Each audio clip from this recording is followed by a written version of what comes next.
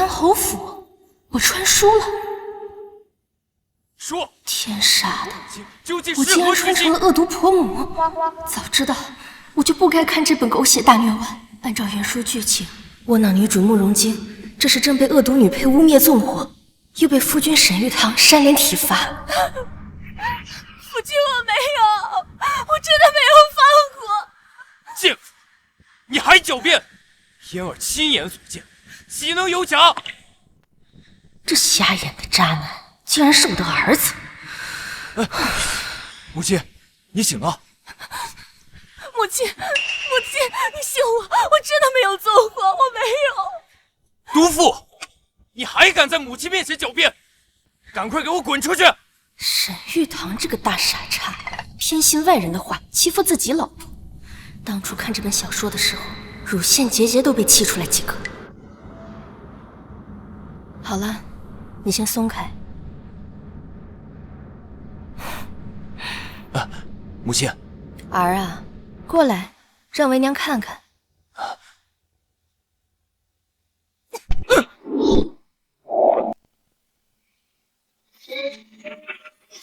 这家狗崽子到底哪来的脸，敢在老娘面前打女人？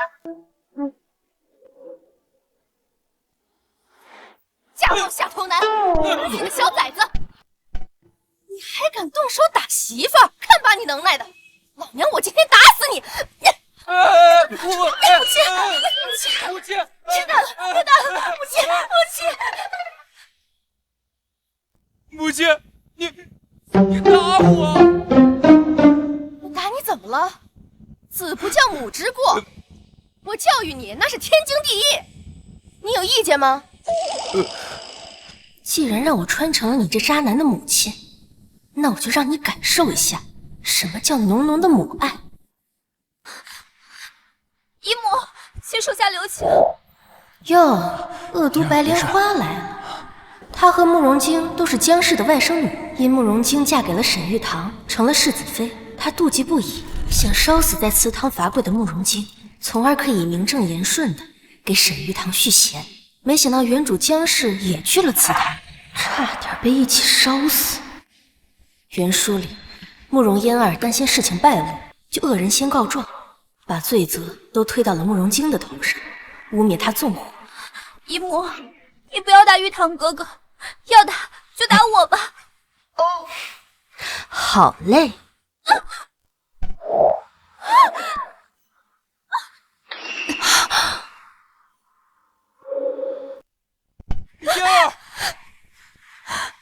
嫣儿，你怎么这么傻？母亲，你是不是疯了？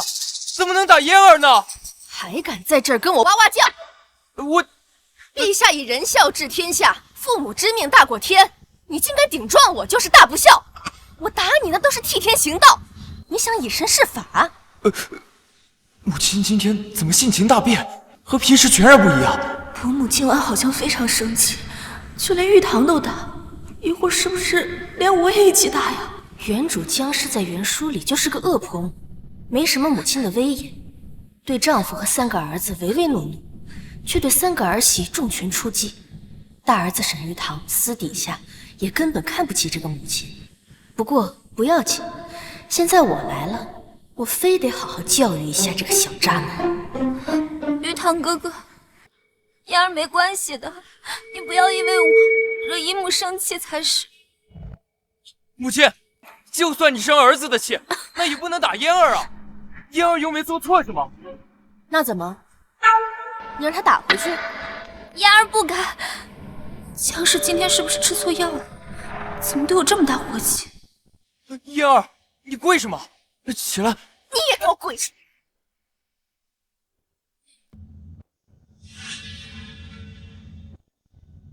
嫣儿，你一个未出阁的姑娘，一进门就对着姐夫投怀送抱，成何体统？既然你母亲不懂得教你规矩，那我就替她教一教你做人的礼仪廉耻。我这也是为了你好，你说是吧？伯母从前都是偏帮嫣儿，今日怎么的不向着她了呢？嫣儿知错，嫣儿谨记姨母教诲。哎，母亲，嫣儿不是这样的人。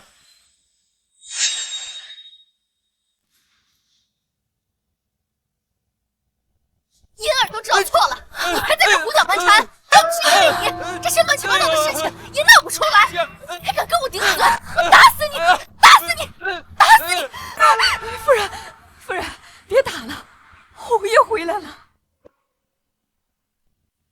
回来就回来，怕什么？你这个样子，怕是会吓到侯爷。奴婢还是先帮您梳洗一下。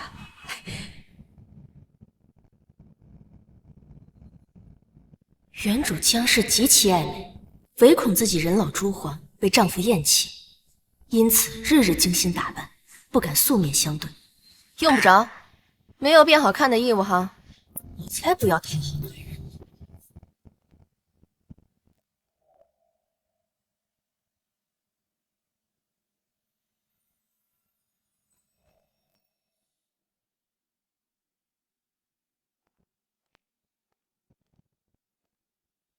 这就是沈嫣，怎么感觉好像和原主记忆中的模样有些不同啊？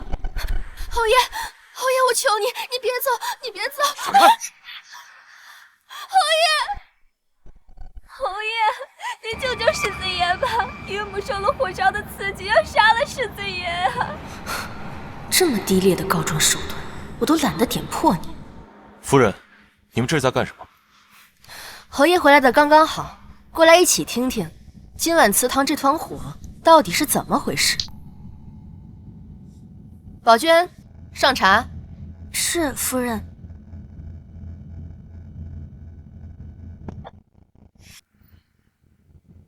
王爷、夫人，你们不要怪姐姐，姐姐不是有意要放火的，只是姨母责备她，她一时气愤才会推翻烛台，她不是有心要烧死姨母的呀。嫣儿，他都要害死你了，你还替他说话？你的心肠未免也太好了。闭嘴！我让你说话了吗？晶儿，你来说说，这到底怎么回事啊？原身江氏总是欺负儿媳，也难怪慕容京不敢为自己争辩。原书这段剧情里边，全家都向着慕容嫣儿。慕容京百口莫辩，被关进柴房整整7日，差点活活饿死。晶儿别怕，你只需如实说来，母亲今日一定为你做主。我没有做梦吧？婆婆怎么会向着我说话？母亲，我都已经问过了，就是这个毒妇纵的火。你再叫！可是沈玉堂，晶儿是你妻子。你让他说2句话怎么了？衙门审案子还给犯人自辩的机会呢，你倒好，2片嘴皮上下一闭就给人家定罪了，你青天大老爷啊！男人可以蠢，也可以瞎，但是不能又蠢又瞎。或许婆母真的会为我做主。那个时候我在祠堂罚跪，母亲确实进来训斥了我几句，我想辩解。母亲却突然心急发作，昏了过去。我跑出去寻人，谁知刚出院子，祠堂就起了火，我只好回去救人。火势猛烈，我拖着母亲的身子，刚出院子就晕了过去。胡说！明明就是我家小姐救的夫人，怎么就成你救的了？春桃，不许多嘴。小姐，我就是看不得他们这样冤枉你。我就是看不得他们这样冤枉你。你要是不想让他说话，在他说第1个字的时候你就制止他了，等人家说完了你才呵斥，一唱一和的演给谁看呢？姨母，是嫣儿管束不力。母亲，确实是嫣儿拼了命把你从火场救出来的，你为什么就是不相信呢？定是这个毒妇害怕担责，所以撒了火。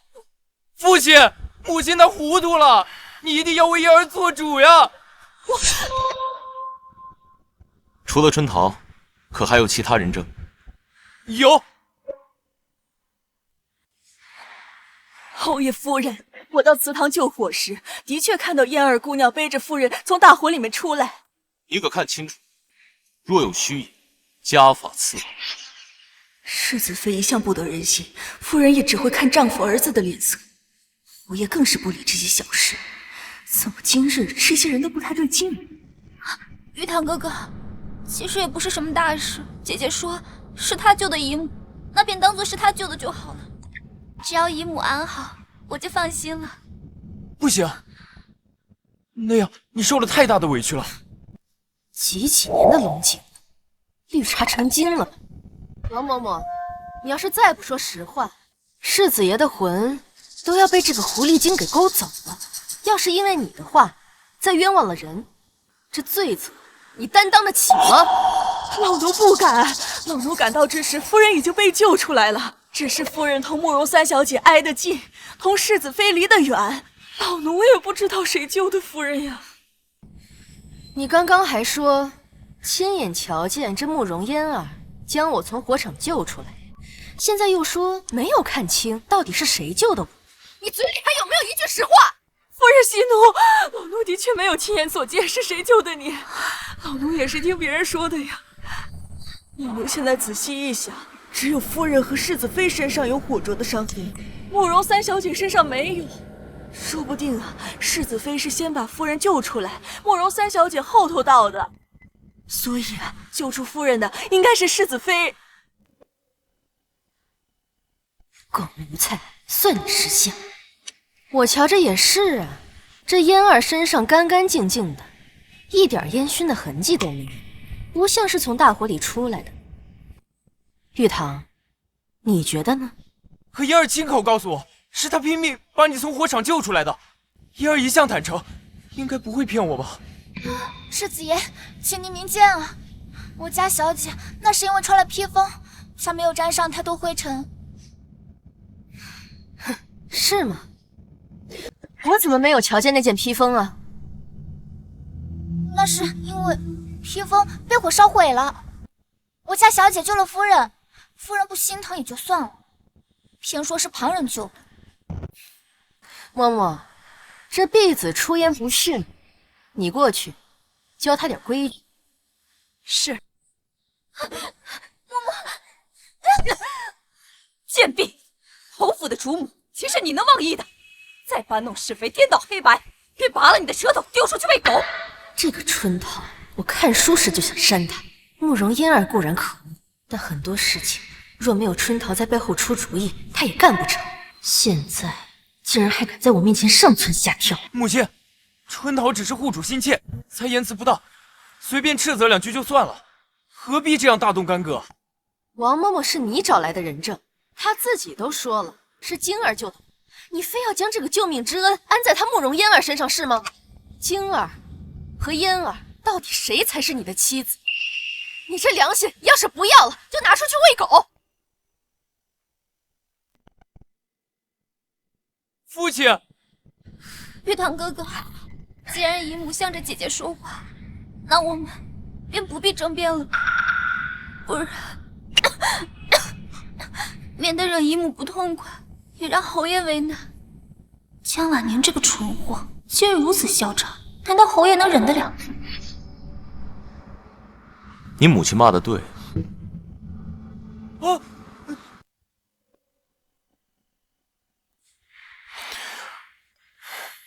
既然不是晶儿放的火，那放火的便另有其人。嫣儿，嫣儿，你没事吧？母亲，嫣儿的风寒一直没好，今夜又这样折腾，她的身体受不住了呀。我看不是身子弱，是装的吧？父亲，你快看，母亲她糊涂呀！你快为嫣儿做主呀！夫人，夜深了，要不……女人说话，你男人插什么嘴？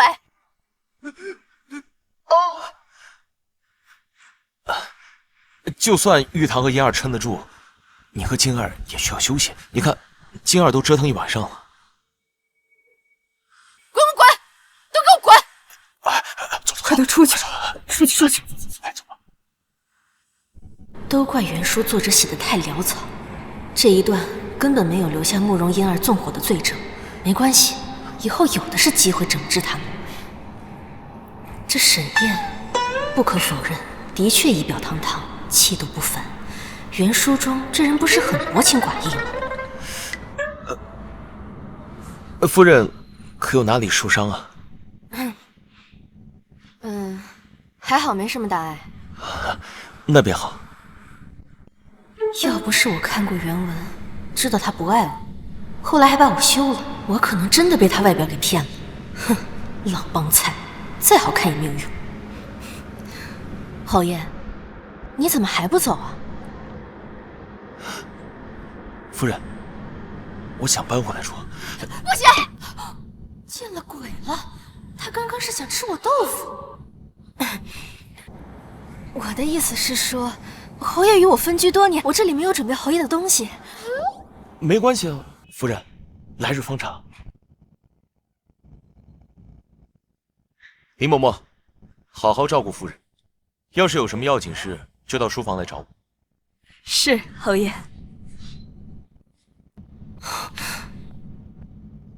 不对劲，太不对劲了。这就是封建社会的腐败生活吗？嘿嘿，我这也算是翻身牛马打歌唱了，不错，真不错呀。夫人，世子啊，请您前去用午膳。好，这个侯门主母当的还是蛮舒服的嘛。要是没有这些蠢儿子，就更舒服了。走。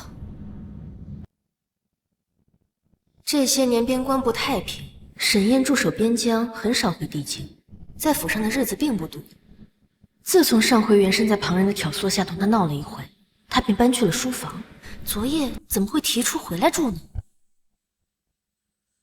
说，你的人是谁？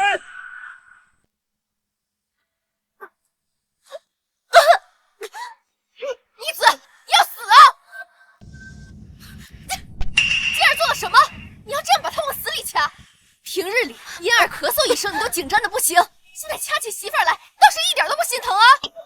母亲，你来的正好。你说说，哪个男人能看得自己的妻子背着自己偷人，还怀了野种？什么？我没有，嫣儿怀孕了？没有，母亲，我真的没有偷人。我知道，别怕。我当然知道，这段剧情是慕容嫣儿母女俩伙同大夫污蔑慕容清，只是怎么提前发生了？难道是因为昨晚我护住了慕容京，剧情发生了改变？表姐，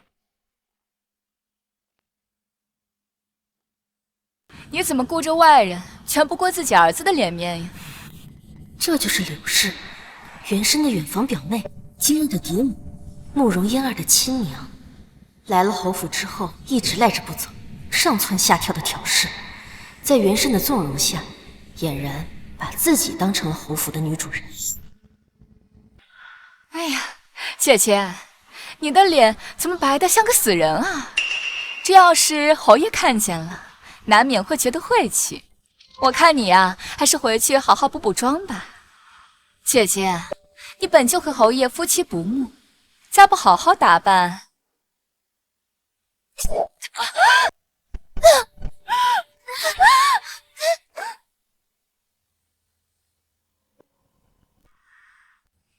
母亲，没事吧？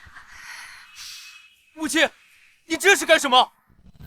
柳氏出言犯上，存心诅咒我，他自己犯贱，怪不得别人。表姐，我没有，你可别冤枉人呐！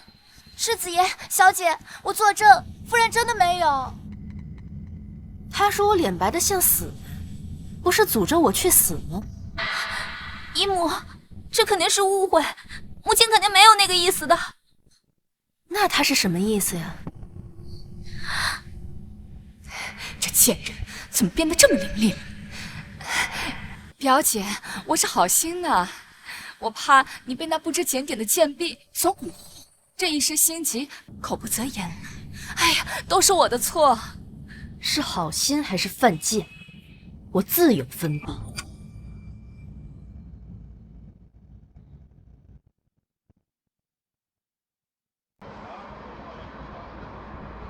晶儿，到我旁边来坐。你放心，只要有我在，就不敢有人胡来，更不敢有人伤害你肚子里的孩子。谢谢母亲。母亲，你可不要被他给骗了。他刚刚闻着饭菜犯恶心，我叫来张大夫给他诊脉，说他已经怀孕2个月了。可我刚回府不过月余，那野种怎么可能是我的？母亲，我是被冤枉的。此事若不查个水落石出，我宁可一头撞死，也绝不会让我的孩子受如此奇耻大辱啊！母亲，又跪下了，快坐下来。张大夫何在？夫人，世子妃是怀孕2月有余了，而且上个月她还和我讨要过红花，这红花是落胎的猛药啊！母亲，慕容清分明害怕奸情泄露，打算秘密堕胎。今日闻了饭菜气味，露出马脚，才被我发现。侯爷，夫人和世子又吵起来了，还打了慕容夫人。您要不要过去看一看呀？拿盒玉露膏过去给夫人。别叫夫人把手伸住。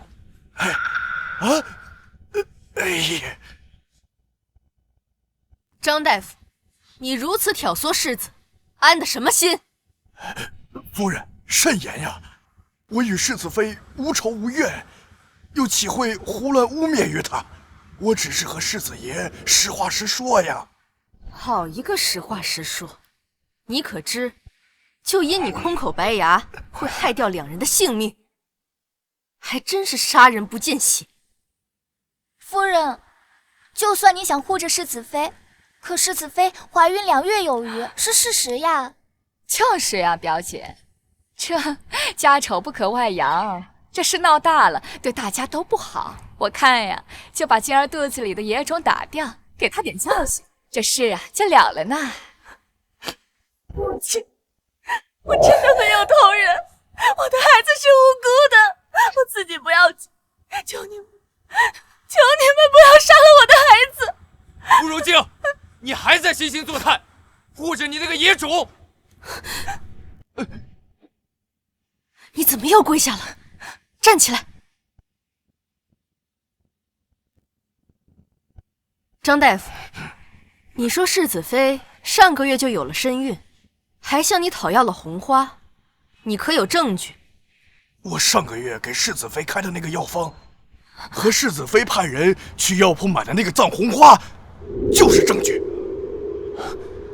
如此说来，要证明姐姐的清白，只能找人去搜一下姐姐和杏儿的住处。还不快去给我搜！慢着！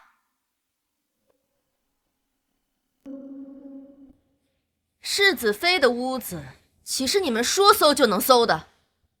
晶儿的药方还有煎药的药材，一向都是由杏儿保管，去搜她的屋子便可。还有，玉堂，让你的人去搜，其他人待在这里，谁也不许离开。好的，母亲。还不快去！是。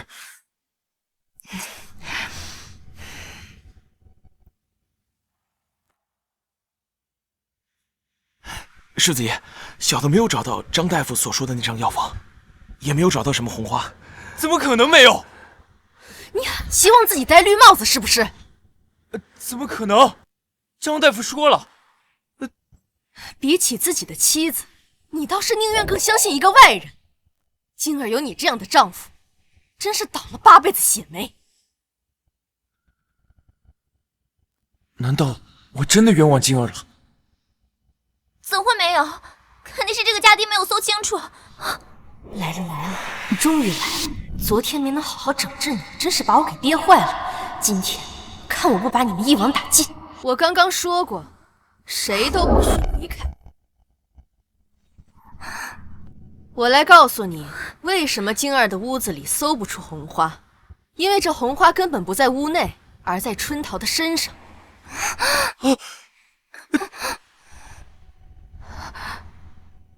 林嬷嬷，给我搜春桃的身，叫咱们瞎了眼的世子爷看个明白。是夫人。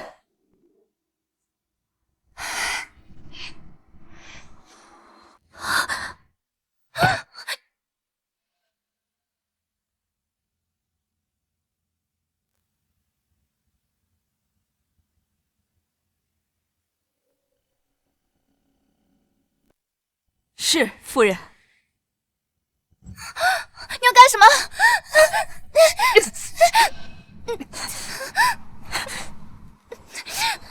来吧你！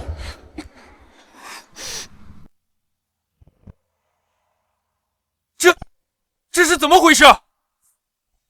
你个蠢货，这还看不明白吗？有人要拿这2样东西陷晶儿于不贞之身，只要春桃去搜了屋子，再将这2样东西藏在暗处，再假意搜出来，那晶儿和她腹中的胎儿这辈子都洗不清了。这药方和药材都是我自己用的，只是恰巧……你们慕容家的婢子真是毫无规矩。夫人问你才能答话，再敢插嘴叫嚣，打烂你的嘴！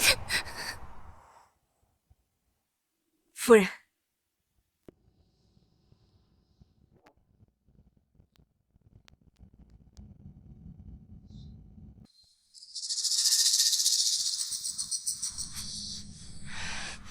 春桃，你说这东西是你自己的，这么巧，这里面的内容和张大夫说的一模一样，你当我和玉堂一样是傻子吗？春桃，这是从何得来？世子爷，奴婢冤枉啊！冤枉？这东西从你身上搜出来，可由不得你喊冤，还不如实招来，到底是谁指使你？是你们家小姐，还是你们家夫人？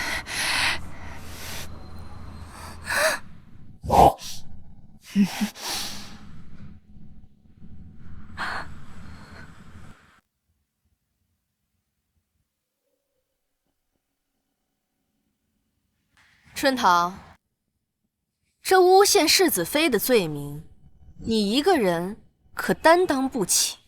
冤枉夫人，我真的不知道这些东西怎么会在我的身上。好你个祸水的丫鬟，就算知道玉堂喜欢嫣儿，你也不能祸害晶儿啊！玉堂哥哥，我真的不知情啊，是那个春桃她自作主张的。嫣儿，我不是傻子。夫人，老夫突然想起家中还有事儿，就先告辞了。张大夫，请留步。既然这婢子不肯招，那就打到他说实话。给张大夫搬一把凳子，让他坐着，好生看着。这婢子要是不小心晕了过去，就给他扎一针；若是不小心打死，那这条人命就算在张大夫身上。夫人，这……走。夫人，奴婢冤枉啊！审这2个人还需要些时间。晶儿怀了身孕，随母亲下去一同休息。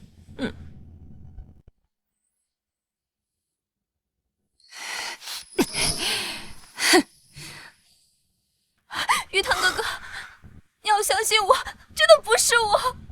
等这件事情审清楚再说，我还有事，先走了。母亲，这下该怎么办？春桃的家人还在咱们慕容府呢，他哪敢说实话呀？不过这江万宁今天太不对劲了，根本不像从前那样好穿得很骗。我得想想后招，否则呀，你嫁入侯府，可就没希望了。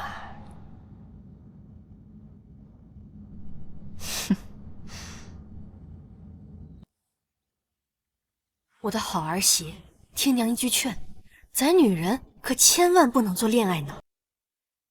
母亲，这什么叫恋爱脑啊？这恋爱脑就是一个女人把自己的一切依托在一个男人身上，然而当这个男人对这个女人厌弃时，那这个女人的世界就会轰然崩塌，这是万万不能的。咱们女人应该将命运掌握在自己的手里，可千万不能成为一个男人的附属品，明白了吗？晶儿，晶儿，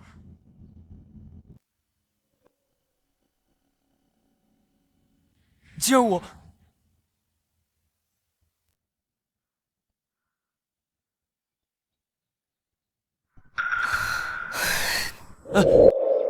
你有话就说，有屁就放。一个大男人，半天憋不出一个屁来。你刚刚不还是一口一个野种吗？母亲，别说了，孩儿知道错了。今日之事，确实是我对不起晶晶，才让她受了那样大的委屈。孩儿也不是有心的。晶晶怀了身孕，我不知道有多高兴呢。若不是春桃故意栽赃陷害，我也不可能不认自己的亲生骨肉。等等，什么叫春桃故意栽赃陷害？难道不是他主子指使的吗？我知道他们母女两个脱不了干系，可我觉得应该是柳氏干的。因儿她之前是那样善良一个人，一定是被撺掇的。沈玉堂，若你和慕容嫣儿是两情相悦，不如我们和离吧。我知道你不喜欢我，可我腹中的孩儿是无辜的，我受点苦不要紧，可他们这次想要的是我孩子的命啊！我成全你，也请你放过我和孩子吧。终于支棱起来。和离，我不要。晶儿，这事是我对不起你，可嫣儿她自幼就与我有婚约，当初若不是你下了药，与我有了一夜，我也不可能抛弃她娶了你。我猜想，她一定是太爱我了。晶儿，你已经是世子妃了，可我有愧于她，这件事情是我对不起你，我给你赔罪。你要我跟你说几遍你才肯相信我没有给你下过药？算了，我不想跟你说。母亲，我先走。药是慕容嫣儿下的，你这个蠢货！下次想清楚了再开口。母亲，她要和离，你都不拦着她吗？难道让她下半辈子一个人带着孩子吗？就你这样的傻儿子，就算治好了也流口水，我哪还有什么脸去留人家呀？我们侯府的脸都给你丢尽了。你放心，就算你们和离了，我也不会让他一个人带着孩子。我们侯府养得起他们俩。流口水，母亲这是在骂我有病吗？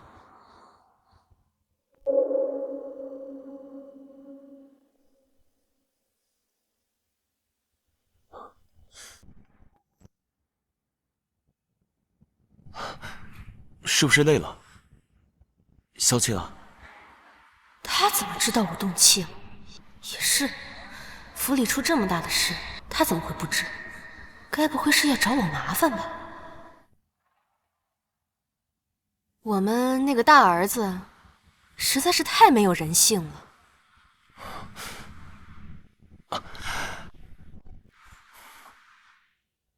夫人，春桃说什么也不肯指认慕容嫣儿和柳氏，只说是自己看不惯世子妃，所以自作主张。什么？原本这段剧情在原书里就是慕容嫣儿奸计得逞，慕容京被冤枉痛失孩子。现在我改变了剧情走向，反而出现了盲点。春桃不肯招，难道是因为有把柄在他们手上？林嬷嬷，你派人去私下调查一下春桃的底细，看看他们家是否还有家人为慕容家做事。是，侯爷。夫人稍安勿躁，莫要气坏身体。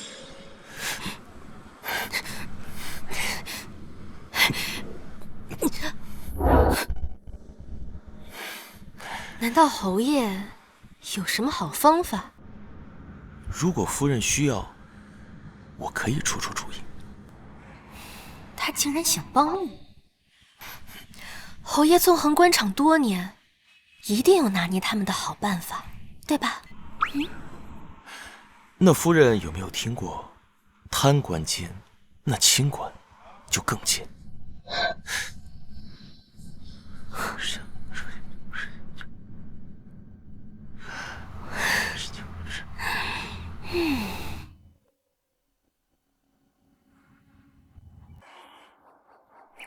玉堂哥哥，信我，我真的不知情的。嫣儿，我知道都是春桃的错，但晶儿现在是我的妻子，又怀了我的孩子，我不能全然不顾她的感受啊。我明白的，玉堂哥哥，我们终究是有缘无分，嫣儿不敢奢求什么，只希望能远远看着你就好。我知道，是我对不起你。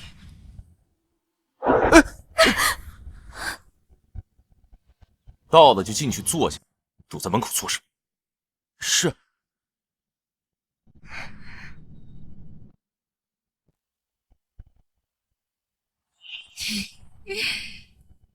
既然人都到齐了，那便开饭吧。哎呦，表姐，你也真是的，明知道侯爷喜欢吃蟹黄狮子头，还放这么远。把这道菜端到侯爷面前去。是。端回去。侯爷不喜欢吃这道菜。姐姐，你是不是记错了呀？这道菜可是侯爷最喜欢吃的啦。哦，是吗？那是你记错了。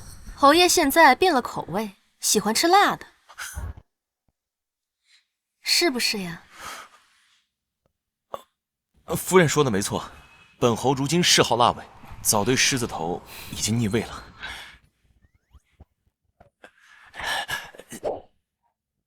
撤吧。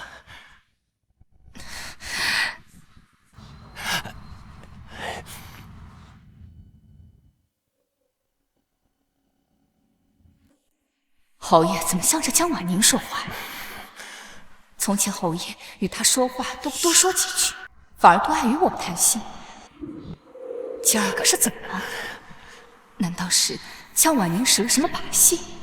不会的，江婉宁一个草包女，十足的蠢货，除了长得比我好看，哪儿比得上我？这侯门主母，她能当的，凭什么我不可以？明明侯爷之前和我已经眉来眼去了，不行，我不能让他翻身。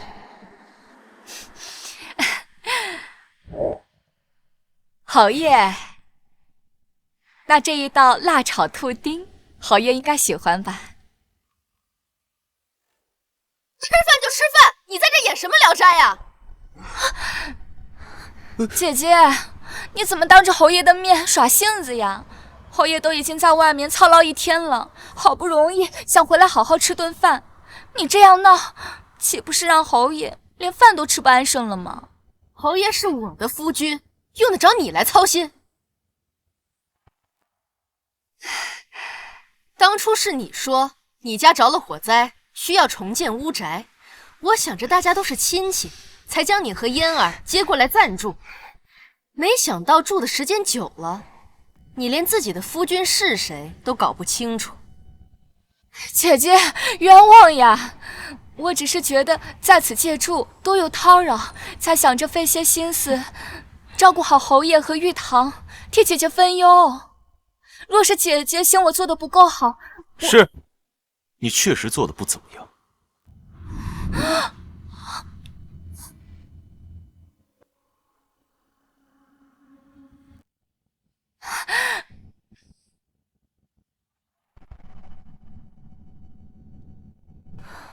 你们慕容家在京中不还有处别院吗？近来晶儿身子也重了，我们也不便多留你们，你们收拾收拾，搬去那儿吧。这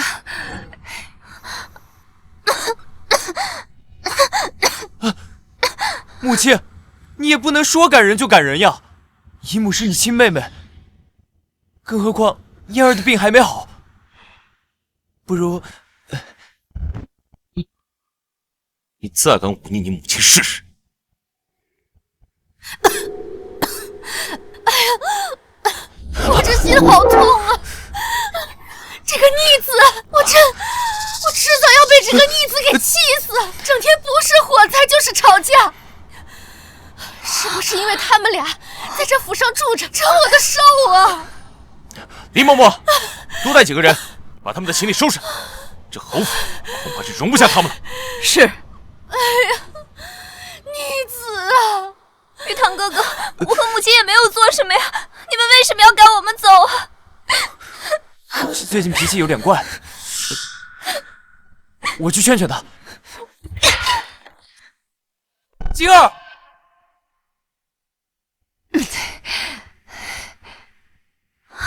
大嘴的鸭子竟然还能飞了，我就不信了。陛下重孝，孝道大过天。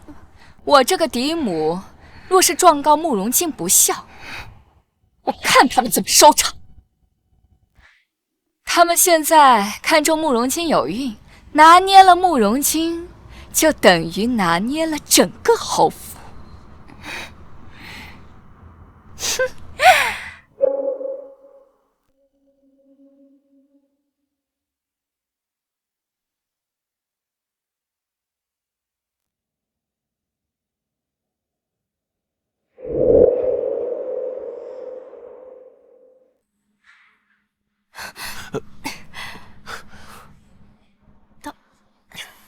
到了。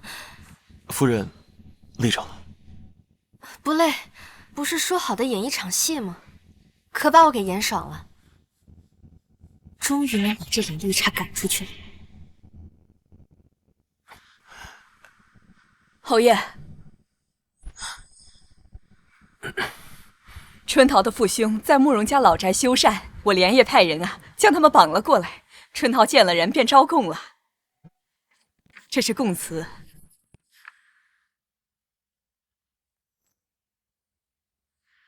嬷嬷，你去把晶儿叫来，我有话交代她。是，夫人。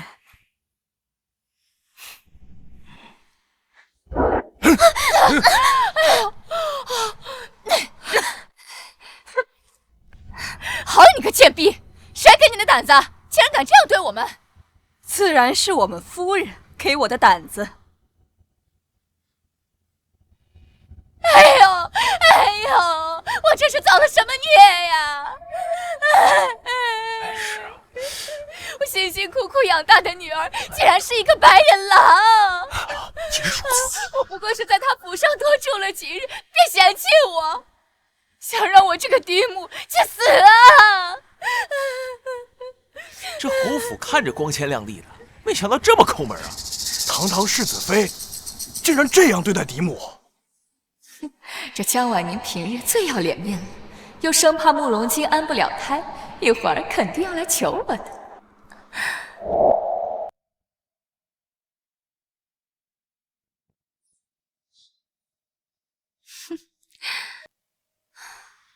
来，大家都来看看年度大戏精彩上演，走过路过不要错过，大家伙都来看看。怎么了这是？母亲，这么多人看着，你别胡搅蛮缠了。有什么事儿，咱们回去再说。我看你是巴掌还吃的少了，又在这糊涂了。母亲，一木和嫣儿也是你的娘家亲戚，咱们高门大院的，犯不着这样赶人。他们都这么死皮赖脸了，你还在这讲体面？我体面人就活该被他无赖欺负吗？晶儿，就算你要养胎，你也不能将嫡母扫地出门啊！你快劝劝母亲，若是你背上不孝的罪名，咱们家的脸面可往哪儿放呀？脸面？我还有什么脸面？就因为他们是我的母亲和妹妹，我才去求着婆母，将他们迎进侯府里暂住。可这2个多月以来，他们不仅在侯府里面白吃白喝，吆三喝四，毫无半点做客之道，甚至还偷盗了婆母的珍宝玉器，我的脸面都要被丢尽了呀！摊上这样的母亲，这世子妃可是倒了8辈子大霉了，这难怪被人从侯府扔出来。这侯夫人也是脾气真好，遇见这样贪得无厌的蛀虫，竟然还能忍2个多月。这要是我呀，1天都忍不了。呸！你个贱人，胡说八道什么呀？我什么时候偷侯府的东西了？我的那些东西分明是你婆母送我的。柳氏一开始花言巧语的哄骗袁深，送了好些东西给他，养得他胃口大了，心也大了，把侯府当成自己的地盘。凡是看见好东西，都要理所应当的拿一份，这中间的糊涂账早就说不清了。哎呀，我怎么不记得是我送给你的？不问自取是为贼，这么浅显的道理，你该不会不懂吧？姨母，你也是女子，你应当知道女子的名声有多重要。说你没有真凭实据，请你收回刚刚那句话，不要让家母背上莫须有的骂名。这是什么个事儿啊？我顶多就是顺了些银票，这玩意儿，只要我自己咬定是江氏自己给我的，又有谁能算得清这笔糊涂账呢？冤枉啊！堂堂侯府主母如此荒唐，送人钱财想要回去，借此污蔑我。偷没偷？打开看一看不就知道了。我屋内丢的可不只有珠宝首饰，还有侯爷送我的定情信物。我总不能连他也一并送给你。开箱授业，自证清白。好，若是搜不出来赃物，我要让你江婉妮给我当众跪地道歉。哎呀，这口话挺广众的。对啊，好像是偷盗了什么。母亲，我求你不要再讲了，有什么话咱们回去再说。滚一边去！他们两个站在大街上，当着大家伙的面说你妻子不孝的时候，怎么没有想过这些？现在想让我关起门来跟他们说道理。我就是要让大家伙看看，到底是谁不要脸，给我搜！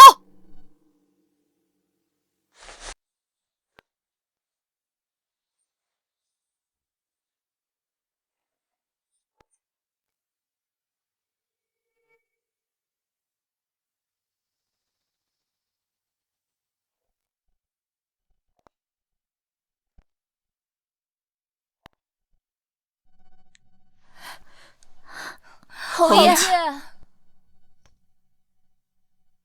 侯爷，柳氏他偷了我好多东西，就连你送我的定情信物，他也一并偷了去。他简直是太可恨了。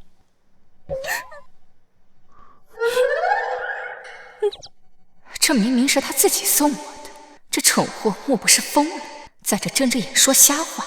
侯爷怎么可能会跟着他一起胡闹呢？侯爷，我没有啊，姐姐她眼睛看不清，认错了东西，侯爷总不会认错吧？之前侯爷待我还是很不错的，绝不可能和江婉妮一起冤枉我。江婉妮，你就等着被打脸吧。没错，这个玉镯就是我送给我夫人的定情信物。定情信物，真偷窃！柳氏，你好大的胆子！哎，还真是他偷的呀！这侯爷不可能冤枉他呀！侯爷战功赫赫，要什么赏赐偷东西呢？没道理去争抢一个妇道人家的镯子呀！哎呀，这难怪世子妃不孝。此事啊，要是闹到陛下那里，那也是世子妃。就是不是世子妃？不是，侯爷是不是也疯了？竟这般纵着江婉妮，和他一起陷害我。侯爷，我没有啊！难道你也糊涂了吗？侯爷，这分明就是污蔑，你不能一心向着姨母啊！来人，把这两个人拿下，送官。且慢，父亲，都是一家子亲戚，实在没有必要如此啊！亲戚？他们对你妻儿下黑手的时候，怎么没想过那也是他们的亲人？还有你，你刚才义正言辞地跟我说，身为女子，理当知晓女子的名声有多重要。那你买通大夫，污蔑你的姐姐私通时，可有想过这一点？我看你这个人啊，真是无耻至极。不就是栽赃吗？谁不会呀？以其人之道还治其人之身，哼，这是你应得的。春桃不是说这件事情是他干的吗？你自己看看，春桃的父兄已经被我拿下了，昨晚也如实说了实话，是他柳氏还有他慕容嫣儿买通他和大夫污蔑你晶儿，目的呢，就是为了打掉他腹中的胎儿。嫣儿，居然真的是你！嫣儿，居然真的是你干的！玉堂哥哥，不是我，是我母亲，是我母亲为我鸣不平啊！若是当年没有发生那样的事情，嫁给你的本应该就是我才对啊！是母亲看我一片痴心，才想出如此对策的。玉堂哥哥，你原谅我们吧，好不好？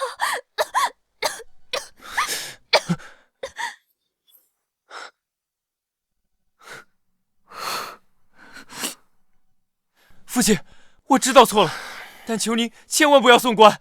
嫣儿这身体，只怕进去就没命出来了。之前是我辜负了她，都是我的错，但她罪不至死呀！沈玉堂，我果然不该对你抱有一丝丝期望。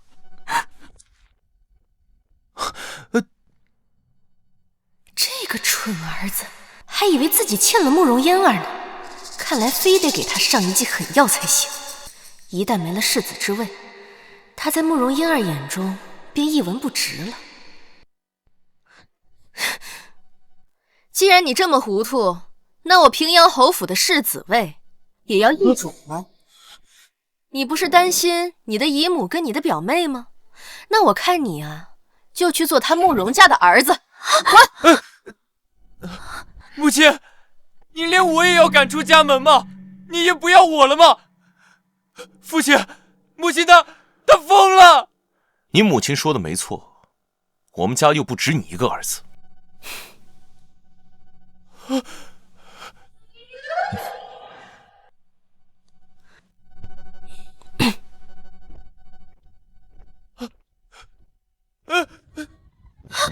父亲，母亲，父亲，母亲，走走走，父亲，完了，全完了！母亲，二位，请吧。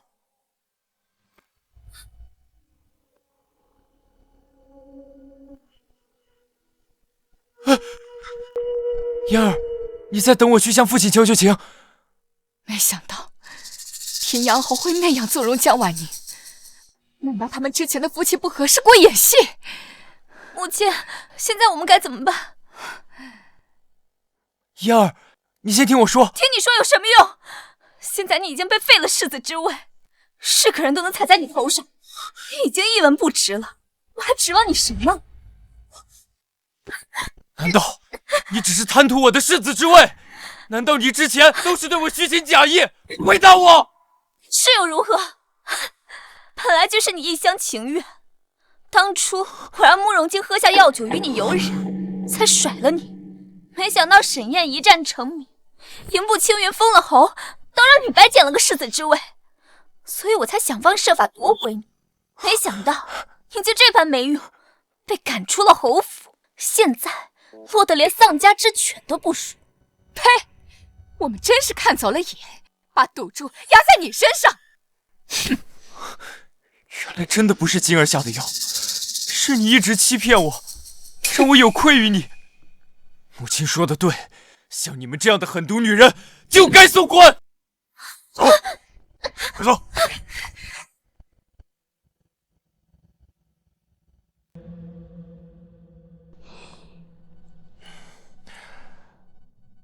夫人可满意了吗？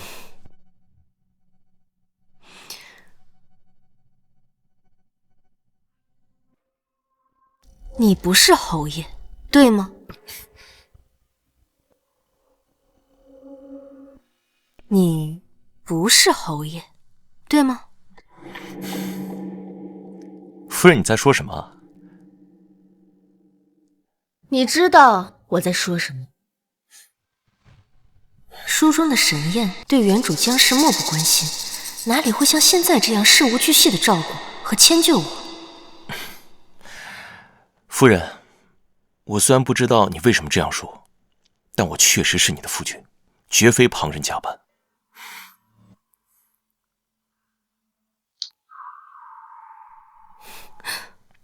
夫人若是不信，大可亲自查验。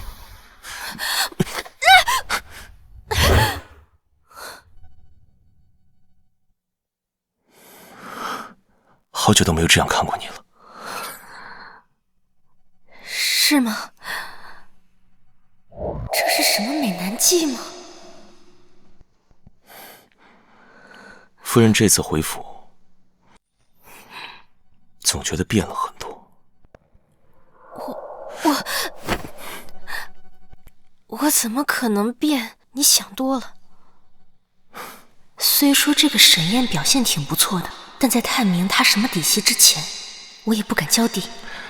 可我觉得夫人……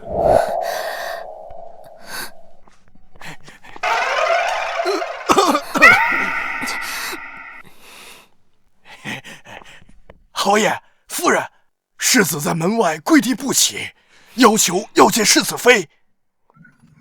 世子？谁是世子啊？是大少爷。夫人，要不您还是去瞧瞧吧，老奴从来没见过大少爷这副模样啊。好，那我去瞧瞧，他到底什么模样。嘿。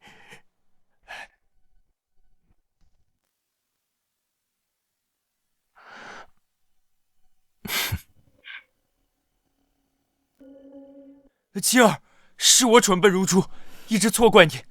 我不求你原谅我，但求你给我一个弥补的机会，不然我就跪在这里，长跪不起。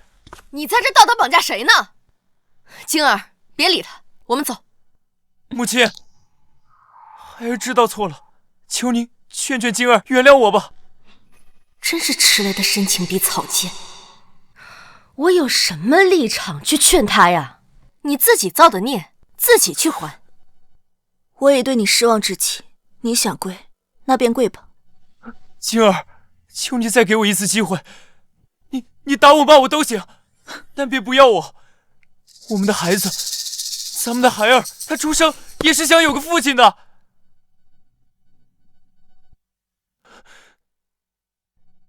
晶儿，该处理的人我都替你处理完了，你们夫妻俩的事我不便掺和。我还是那句话，咱们女人要将命运掌握在自己手中，其余的事呢，就你自己去决定。母亲，今儿感激不尽，请您放心，我绝对不会像从前那般软弱。只是，若玉堂真的肯改过自新，我也不愿孩子从小便缺了父亲。晶儿，以后若是男孩，我便教他骑马打猎；若是女孩，我一定会好好呵护她，绝不让她受半点委屈，也不让她找一个像我这样的蠢材。沈玉堂，那便看看你有多少诚意吧。从今往后，你还是孩子的父亲，至于还要不要你这个丈夫，就全凭我的心意。好，我一定会好好表现，改过自新。孙管家，去收拾一间厢房，给他担住。是，夫人。大少爷，您看您想要住哪个厢房啊？当然是离晶儿近一点就行，有的住就不错了。晶儿，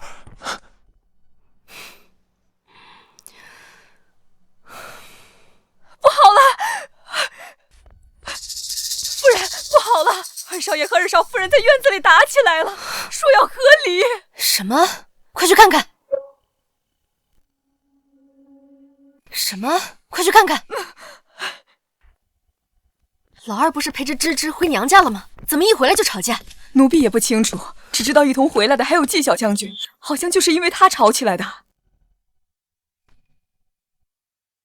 纪灵珠，他来凑什么热闹？原书中老二这对感情不好，都是因为这个纪灵珠，他借着真性情的幌子，对老二媳妇儿蹬鼻子上脸，偏偏沈玉安这个傻缺，还觉得他只是耿直。给我滚出去！好兄弟，那你以后和他同吃同住去吧，当一辈子的好兄弟，不要再回来了。这是我家，我凭什么走？好嫂子，我都给你赔罪了，还不行吗？哎呀，你们这些深宅女子就是这样，一点芝麻大小的事儿也要闹脾气。我当沈师兄是大哥，我们俩是兄弟，哪有你想的那么龌龊？对啊，灵珠的马在城外的山道上撂蹶子了，我又不能将他一个人丢在山脚，才带了他一程，这你也要乱吃飞醋，简直不可理喻。是啊，你们是好兄弟，所以就可以光天化日之下在马背上搂搂抱抱。你们不害臊，我还害臊呢。什么搂搂抱抱？用得着说的这么难听吗？灵珠是因为担心我才陪我一路从军营走回来的，他凭什么在这儿挨你的骂？既然不想在这儿挨骂，那就赶紧滚，滚晚了，可就不只有挨骂这么简单了。母亲，母亲，你打我！侯夫人，有话就说话，你怎么能动手打人呢？你难道不知道，男儿最要紧的就是脸面？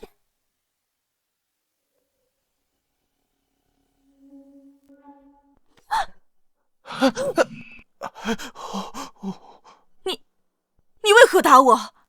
谁允许你们在我家大呼小叫？当我这里是什么地方？你不是说你不矫情吗？你不是说你很大度吗？那吃我一巴掌怎么了？再者说，你不是跟我家玉安是好兄弟吗？兄弟就应该有福同享，有难同当，有巴掌一起挨呀。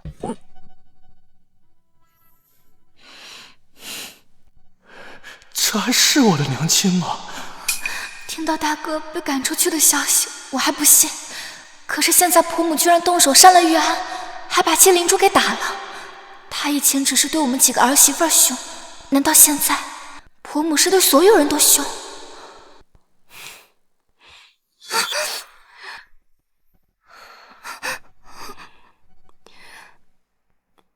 芝芝，芝芝，没有必要为了这种狼心狗肺的男人掉眼泪。不知道我是不是被气出癔症了？这还是我那个是非不分的婆母吗？母亲，灵珠又没做错什么，你怎么能打她呢？你知不知道，灵珠在剿匪的时候为了救我，差点就死了。师兄，别说了，你看我这不是好好的吗？没事的，我皮糙肉厚，挨那一巴掌也没什么的。只要嫂子还有侯夫人消消气就好。阴的没边儿了，不愧是汉子差。宋芝芝这要强的直脾气，还真不是他的对手。你看看你闹的好事啊，这下你满意了吧？本来就是一点鸡毛蒜皮的小事，你心胸就不能宽广一点，非要搞得大家都不痛快。是，他大度，他心胸宽广，他气吞山河。既然你的灵珠师妹那么好，你怎么不把她娶回家供床上？你胡说什么呢？我跟师兄清清白白，是哪个长舌妇在背后乱嚼舌根，毁人清誉？你说的都是什么胡话啊？明珠好歹也是将门之后，难道你叫她到我府上做妾不成？好啊，你总算是承认了，原来是我挡了你们的道。既然你这么想把她娶进门当妻子，那我还厚着脸皮在这里做什么？今日我就把这二少夫人的头衔让出来，成全你们。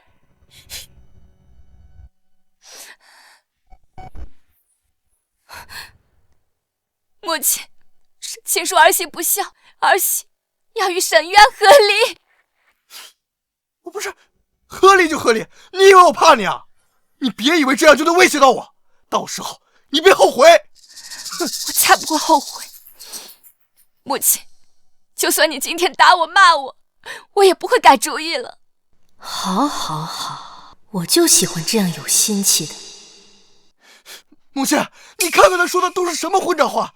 你再不管管他，他就真的无法无天了。是该管管了。哼，我就知道，哪有做娘的不护着儿子的。来人，取文房4宝，给2少夫人写和离书。是夫人。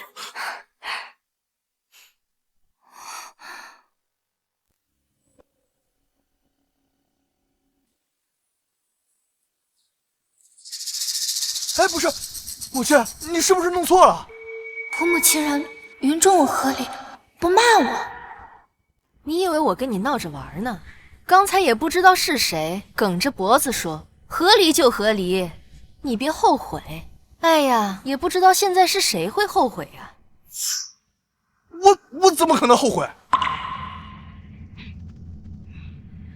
芝芝，吵架吵累了吧？快坐下来喝口茶。谢谢母亲。终于要和离了，我一定要抓紧时间嫁进来。宋芝芝这小贱人，以后再后悔也没用。只不过江氏这个未来婆母有点棘手。呀，季小将军怎么还不走呀？就这么迫不及待的想嫁到我侯府来？侯夫人，不知道你是听了什么小人的挑拨，才这样误解我。可我敢对天发誓，我纪灵珠对侯府全无攀附之心。说起来，季老将军也曾立下过不小的战功，将军府也曾荣极一时。可你父亲季将军，吃喝嫖赌样样精通，差点没把家业败了干净。有人啊，见我侯府如日中天，上赶着巴结来抱大腿，也是理所当然啊。夫人，奴婢将和离书拿来了。世子妃说她之前写过一份，没有署名的。如果2少夫人不嫌弃的话，可以直接拿去。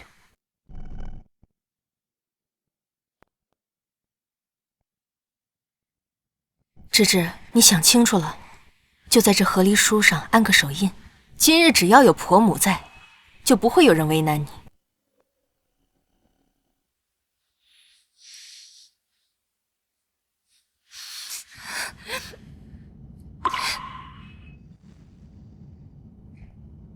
芝芝出身商户，又是做买卖的一把好手，做事果断干脆。若不是叫娘家那一帮吸血鬼和沈玉安拖累着，以他的心气和经商天赋，一定能拼出一番天地。到你了。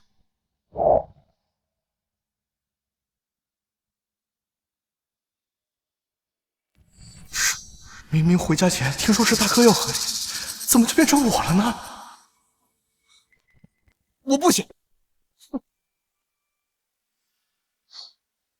你说和离就和离，笑话！我凭什么听你的？耍我呢？写！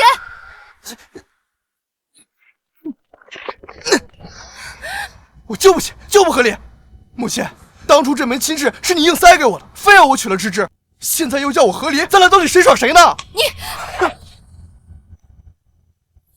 都怪原主这个贪财的性格。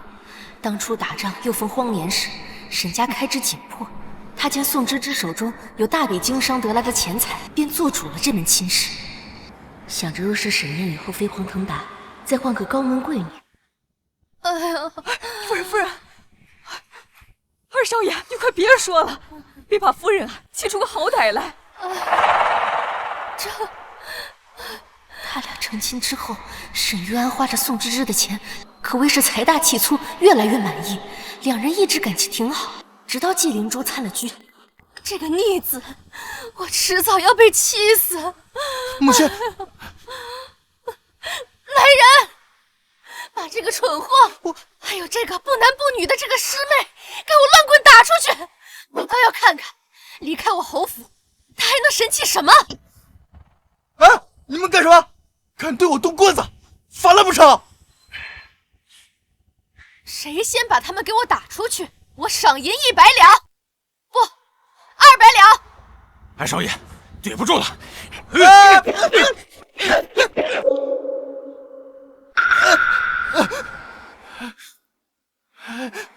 我母亲到底发哪门子疯啊？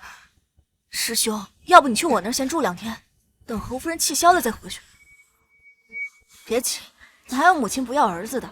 听闻世子早些时候也被赶出家门，接连2个儿子被赶出家门，侯夫人再好也得听侯爷的。我就不信侯爷会坐视不理。明珠，还是你对我好。走，我就不信了，还真的不让我回家。哼！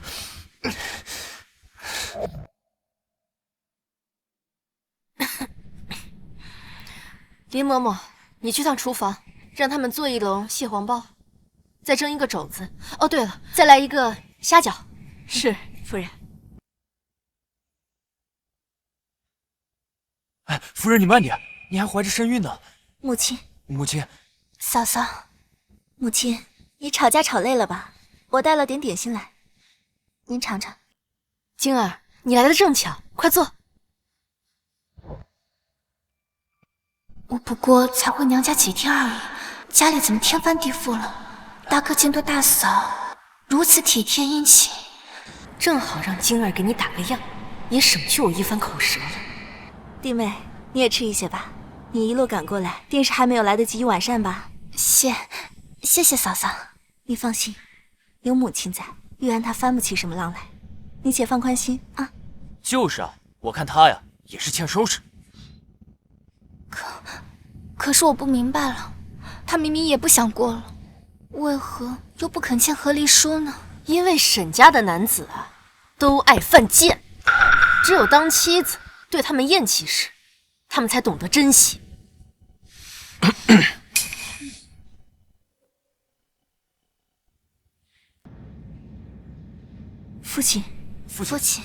父亲，夜深了，我们便不叨扰了。侯爷怎么还没走啊？玉安也被赶出去了。对啊，刚好让他出去吃吃苦，看他以后还敢不敢哭。正好趁这个机会，让芝芝想想他以后到底该做什么。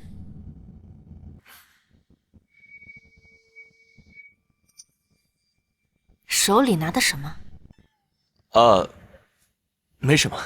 没什么，我看看，让我看看，看看嘛，看看嘛，夫人，让我看看。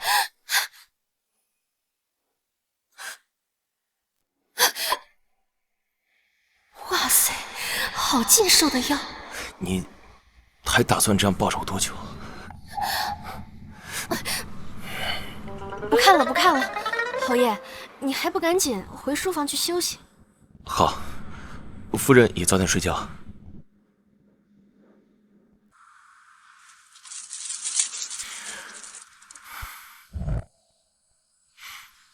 慢慢来吧，谁叫我传来之前就不受他待见。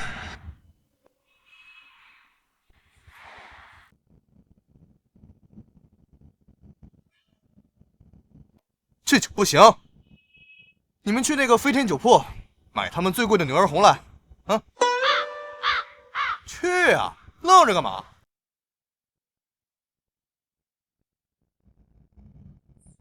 老爷，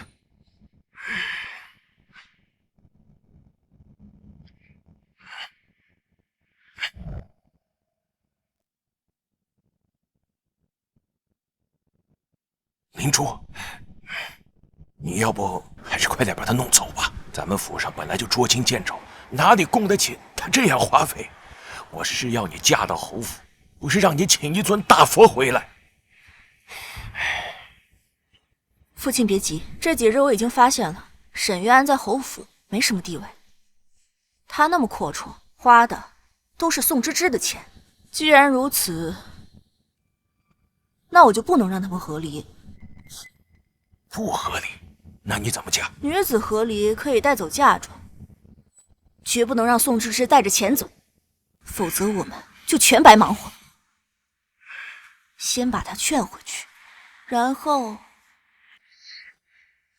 再让宋芝芝意外身亡，这样嫁妆就归沈玉安了。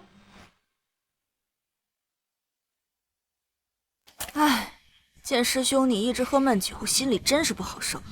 要不是我，你和嫂子也不会吵架。和你有什么关系？是他自己小家子气。嫂子是深宅妇人，又是商户出身，见识少也是正常的。这样的女子啊，生起气来不都是一哭二闹三上吊那招吗？你就让着她。我还没让着他，他都把我的脸丢在地上踩了。嫂子那是在气头上，要不我们找别人劝劝她。嫂子，不是刚从娘家回来吗？对呀，我去找芝芝父兄出面，好好教育教育他，看他还敢提和理。灵珠，还是你会替我着想啊？哼。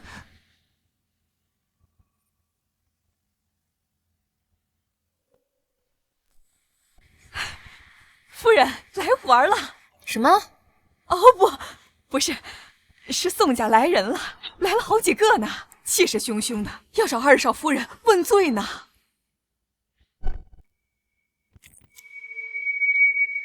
宋家一家子好吃懒做的，就知道爬在宋芝芝身上嬉戏，我早就看他们不顺眼了。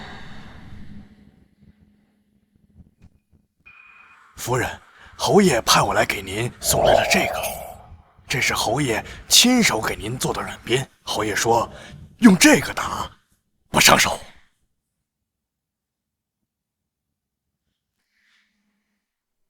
手里拿的什么？没什么。他那天藏的，原来是这个呀！混账东西，好好的提什么和理，还不给我跪下，向玉安认个错！宋芝芝，好戏开始了，你慢慢享受。我又没有做错，为何要下跪？父亲，如果你今天来是来跟我说这些话的，那便请回吧。你这个逆女，这么好的姻缘，多少人求都求不得。你娘家的兄弟们，今后还指望侯府照拂呢。你算个什么东西，竟然还敢提出和理！今天我非得好好的管教你不可。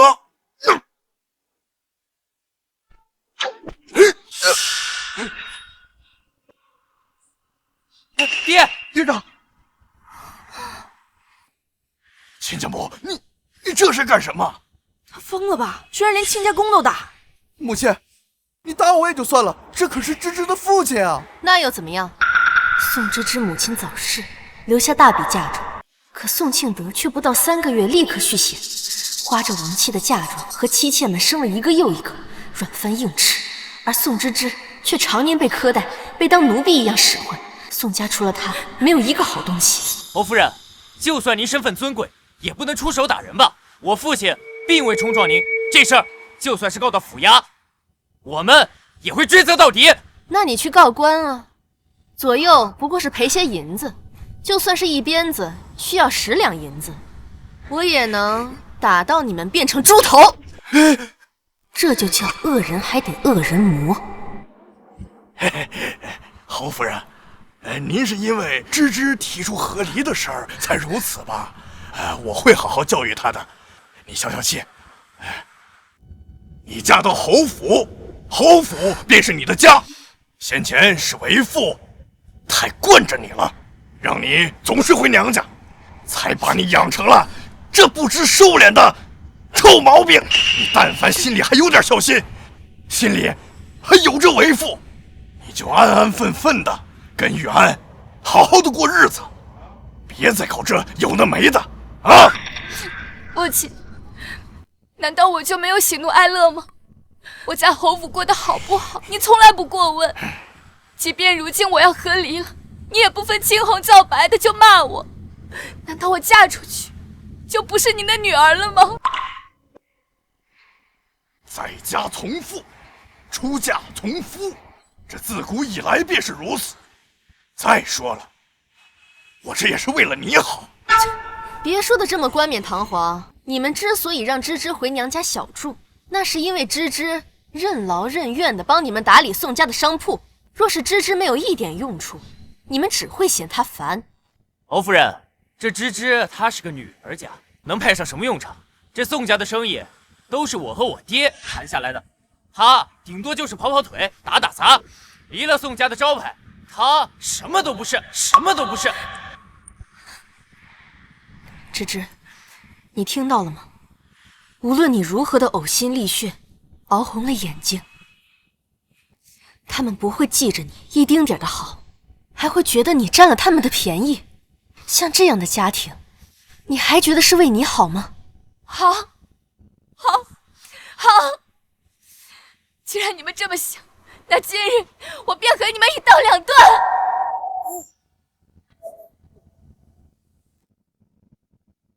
侯夫人，你这是站到哪边了？你说呢？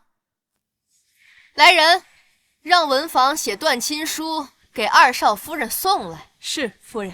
哎，母亲，您掺和个什么劲儿啊？这是人宋家的事。这宋家人不是你请来的吗？这难道不是你想看到的？哦，不对，就你那蠢笨的脑子，可能想不出这种阴招。是纪小将军替你出的主意吧？可真够馊的。师兄，我只是想让嫂子给你认个错，我没想到她竟如此强硬，宁愿与宋家一刀两断，也不肯服软半分。夫人，断亲书写好了。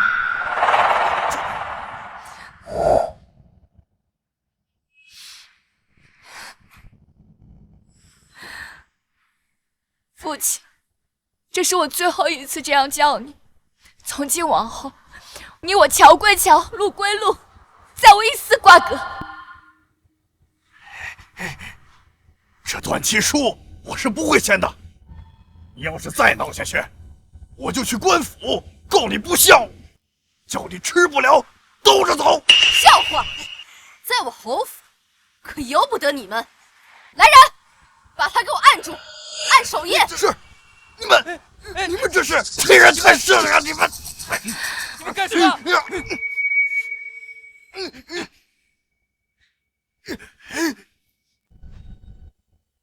你这个恶妇，欺人太甚！我是被逼的，我要报官。就算你是侯夫人，到时候也得给我上公堂。何人要报官？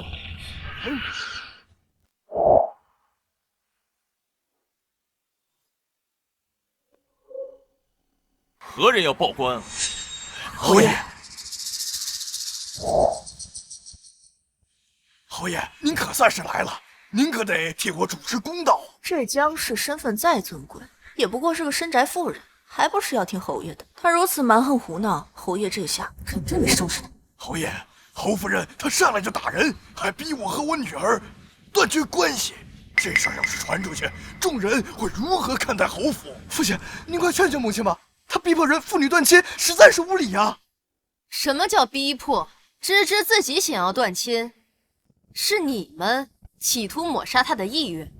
没想到村民把我苦楚的竟是婆母。侯夫人，现在侯爷也来了，您不过只是个内宅妇人，这事儿还是不要掺和好。就是你欺人太甚，我现在手腕上还有伤呢，我要执意闹到官府去，你也吃不消。在场可有人看见夫人打人了？没看到，我们什么都没看见。你们这是寻死！雨安，是你把我请来的，你说句话呀！学长，我虽然母亲蛮横，但我也不能真让她被人过关吧？我也没看见。真是个没用的东西！没想到平阳侯为替江氏遮掩，竟如此霸道。你这，好，你们是侯府，我一个小老百姓无力抗衡。既然是断了亲，苏世志，你以后在婆家有什么事，可别再回来哭。你省省吧，你何时替芝芝撑过腰？你只不过是想借着芝芝在侯府的关系，好给你的儿子铺路搭桥。来人，把这两个人给我赶出去！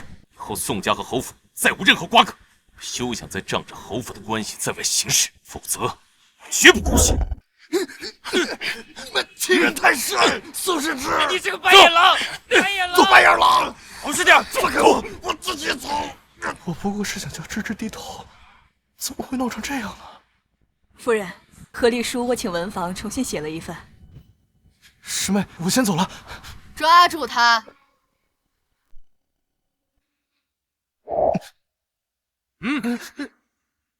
干什么？我好歹是二少爷，你们反了天啊！老规矩，抓到的200两银子。父亲，你快救救我！母亲她实在太欺负人了。哎呀，他怎么能这样？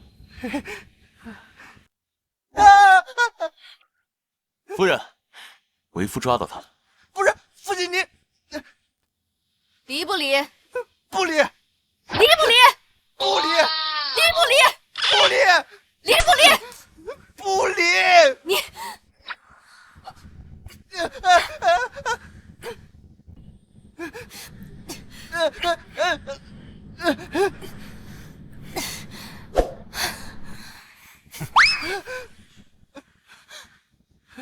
母亲，你为何非要拆散我们？谁拆散你们？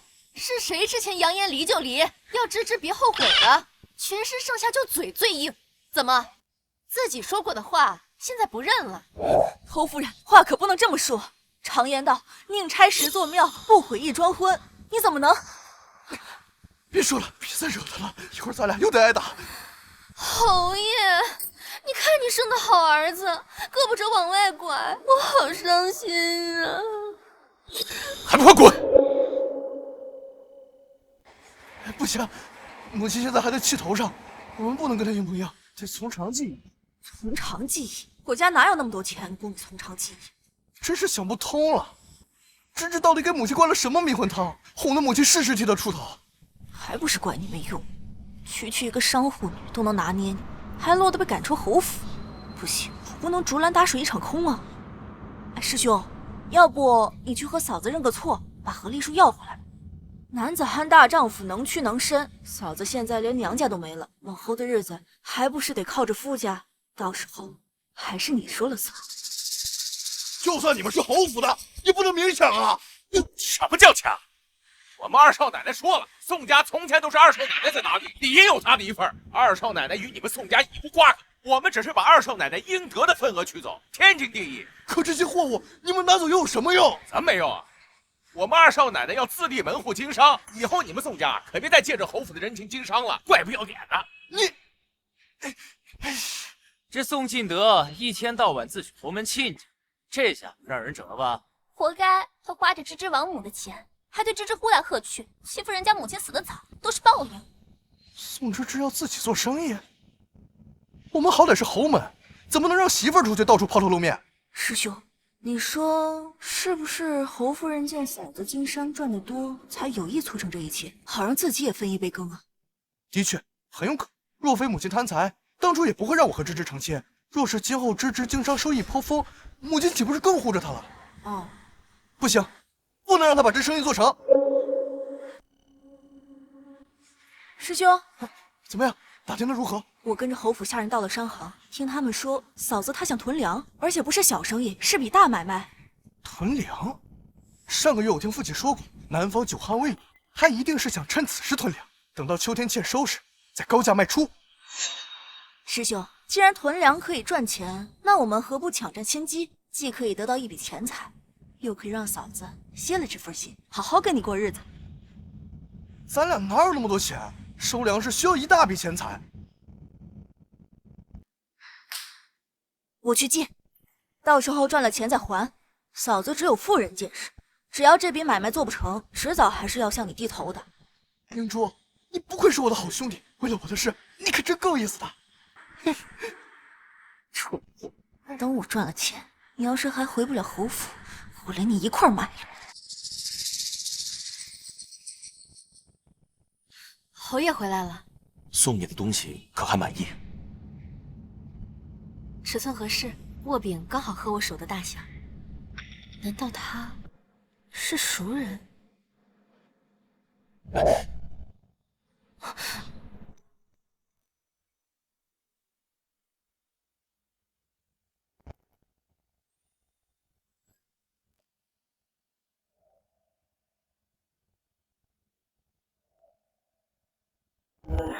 难道是他？你，夫人，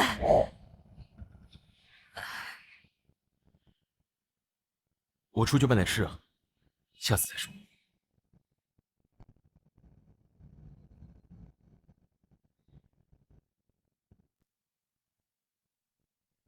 什么事啊？夫人，您猜的没错，纪灵珠果然来咱们后门探消息了。将军府那么大的钱财亏空，他追了许久的沈玉安又被我扫出侯府，他不急才怪。消息都放出去了吗？夫人吩咐，我当然得办好，保管那小蹄子发现不了破绽。母亲，芝芝，东西都要回来了吗？哎，坐。多谢母亲，我母亲的陪嫁财物已悉数从宋家收回，芝芝感激不尽。嗨，没事儿。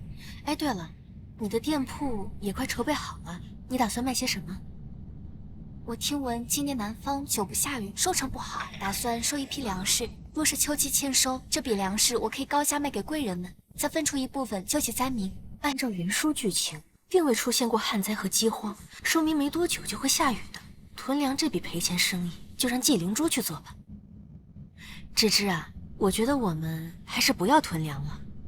婆母有何想法？芝芝洗耳恭听。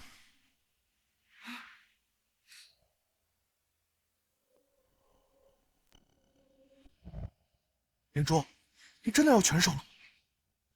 不知道你借的是印子钱，这要是还不上，可怎么办啊？师兄，你还想不想和嫂子和好了？我们要是不把这批货买断，嫂子要是生意做起来了，就更不想回头了。我明白你是替我出头，正是因为咱俩的交情，我才不想你为了我扛下这么多。为了你还真以为你是什么在世潘安呢？两位客人想买些什么？我们想进货。在下萧怀瑾，正是这里的老板。敢问姑娘芳名？我叫纪灵珠。纪小姐果然气质出尘，不同于一般妇人，一看就很见识不凡。里面请。哎，灵珠，你要不再想想？你不想做生意就回去，我自己去。灵珠，到底是为了钱，还是为了我？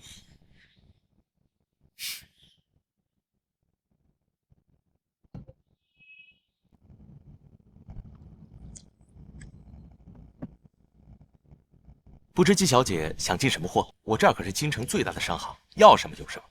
我想收一批粮食。纪小姐真是会呀！今夏久旱未雨，现在正是囤粮的好时候。只不过大家都打着这个主意，粮食价格反倒水涨船高，供不应求了。那这里现在是没有货了？不瞒纪小姐，萧某自己囤了一大批，以待来日。今天和纪小姐一见如故，愿意割爱50担白米。60两黄金即可，只希望事成之后，纪小姐能赏脸与萧某同游玉扈。承蒙萧公子厚爱。灵珠，他这是打你主意，你可别轻易答应他。这位是纪小姐您的一个朋友，他不懂，您别管他。一个朋友，灵珠，咱俩可是最好的关系，我好心劝你啊。人家萧公子愿意割爱让给我，那是人家对我的欣赏，你干嘛把人想得那么龌龊？我不对，这话怎么似曾相识呢？你们这些深宅女子就是这样，一点芝麻大小的事儿也要闹脾气。我当沈师兄是大哥，我们俩是兄弟，哪有你想的那么龌龊？原来芝芝当时是这样的感觉，我都干了些什么呀？我说了，你要是不愿意做这生意，你就回家去。好，你一心想赚这钱就赚，我不管你了。我和芝芝的事，以后也不劳你操心了。哼。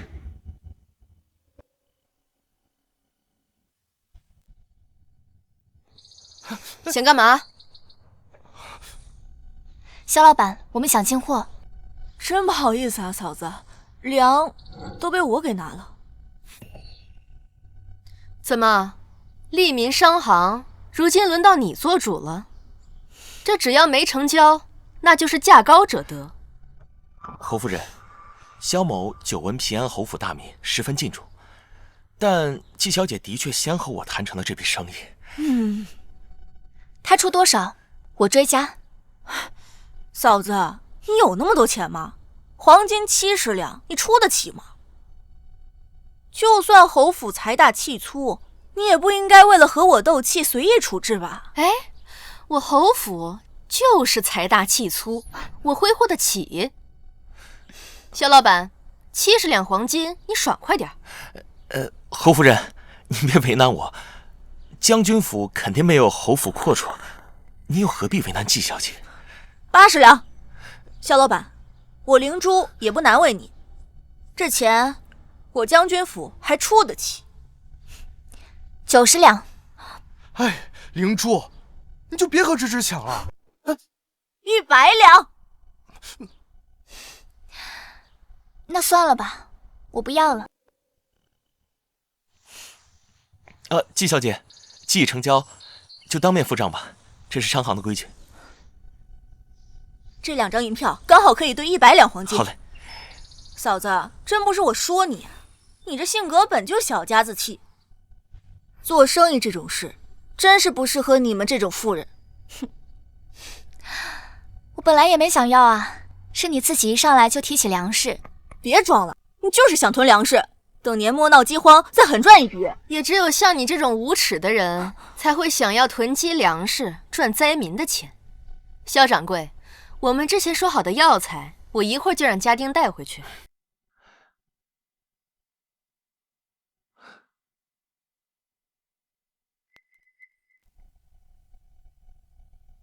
药材？你们不是要囤粮食吗？亏你口口声声瞧不起深宅妇人，标榜自己见多识广，我看这天下之事你是丝毫不知。昨日南方普遍降下甘霖，陛下也已经派人去修缮河道了，干旱问题不日就能解决。不可能，你们少诓我！京中各商行都囤了粮食，连肖老板也囤了粮。季小姐，买卖既已谈成，就不能反悔喽。至于游船之事，再说吧。你们什么意思啊？意思就是你亏大了。你们以前就认识啊？我与宋小姐是经商时就相识，只可惜她心里当初只有你。如今她既已和离，我巴不得明日就带聘礼去提亲。你敢提亲试试？她已离我未娶，凭什么我不能提亲？芝芝，你难道真的这么快就要再嫁吗？我嫁与不嫁，与你何干？哎，你不是认为芝芝不如你的好兄弟吗？现在着急了？我看你这个好兄弟啊，脸色不太好，还是趁早带人家回去吧。完了，全完了。师兄，我都是因为你才亏了这么多钱啊！师兄，你刚刚可不是这样说的。芝芝，我们走。你放开我！师兄，放开我！芝芝，肖老板，感谢你今日陪我做这出戏。芝芝，我刚才对沈渊说的话，并非做戏，全都是我的真心话。能得到肖老板的青睐和欣赏，是芝芝的福气。只是我如今并无再嫁之意，感谢肖老板的厚爱。我明白的。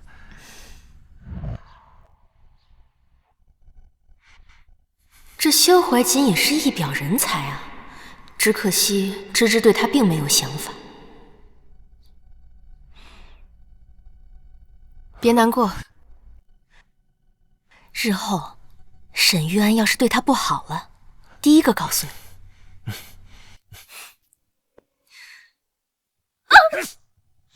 什么？没钱还？没钱还？你还敢找我借100两黄金？还以为将军府是以前的地位吗？季将军早已是酒囊饭袋了。我告诉你，7日之后，你要是再还不了钱，我就搬空你家，把你送窑子里去。别，住手！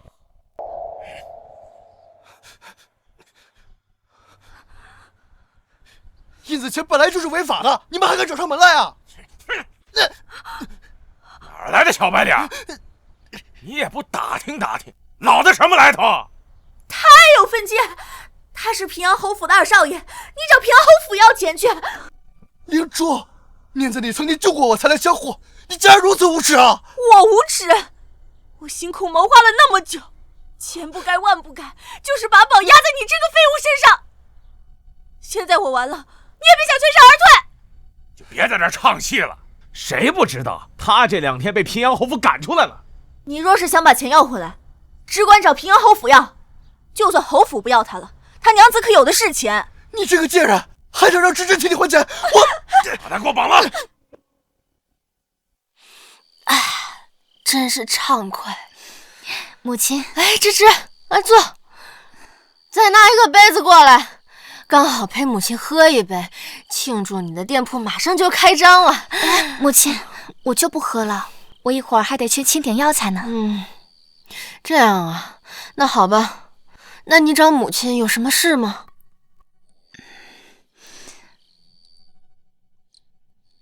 母亲，虽然我和玉安已经签了这份和离书，但我想了很久，还是先不上城府衙了吧。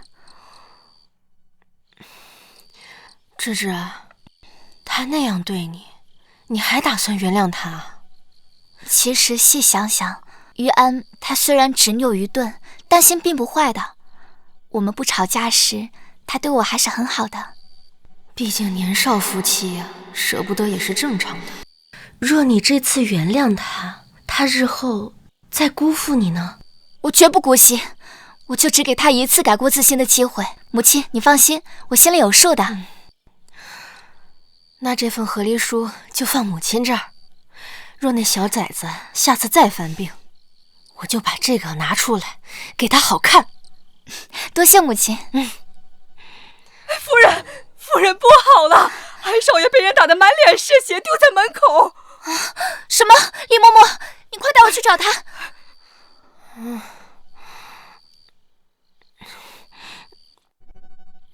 看看热闹去。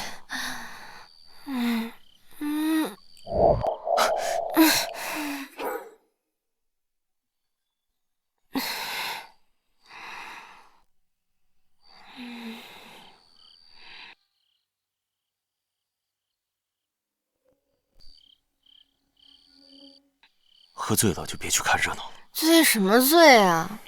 我来这之前刚喝倒了几个客户。你小瞧我。这酿酒的方式不一样，这儿的酒疯容易醉。依我看，咱们就别去了。解铃还需系铃人。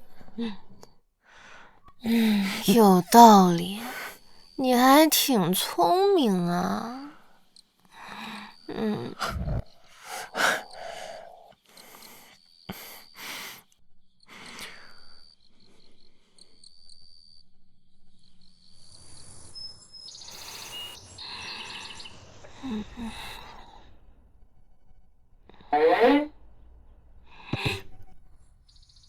昨晚我酒后乱性了吗？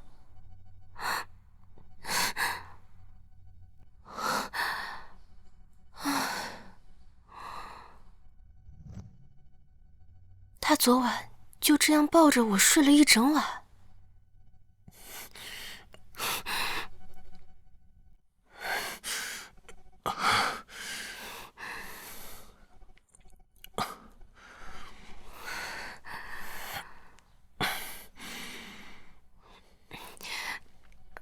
你其实昨晚不用陪我的。夫人喝醉了，照顾你是应该的。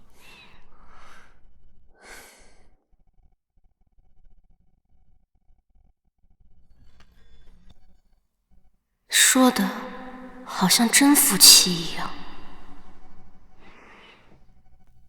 其实你……母亲，我知道错了，求求让我回家吧。滚出去！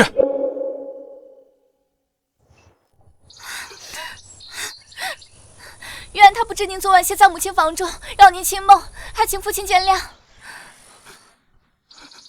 母亲，您说的没错，我是蠢，是我没有看见纪灵珠阴毒的心思，叫芝芝受了许多委屈。可我真的知道错了。滚你！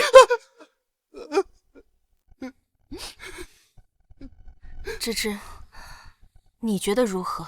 母亲，玉安欠下的债，我已经替他还下了一半，还有一半让那些放印子钱的去找季将军要了。听闻昨晚将军府已被搬空了，到此结束。我以后也不想追究从前的事情了。你想清楚了就好。谢谢娘子，我以后一定好好做人。谁是你娘子啊？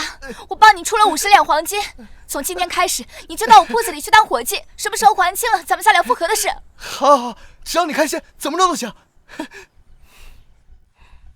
侯爷，侯爷，有个披麻戴孝的姑娘跪在侯府门口求见您和夫人。那姑娘可是姓叶？正是，正在前厅坐着呢，其他的什么都不肯说，老奴只好来请您了。夫人先去，我去更衣再来。北方边城一战甚是惨烈，叶家男丁悉数战死。叶夫人听闻噩耗，也跟着去了。叶家便只剩下一个孤女。早年叶老将军对沈叶有提携之恩，两家有意结亲，便给沈家幼子与叶老将军的小孙女叶玲珑定下了婚约。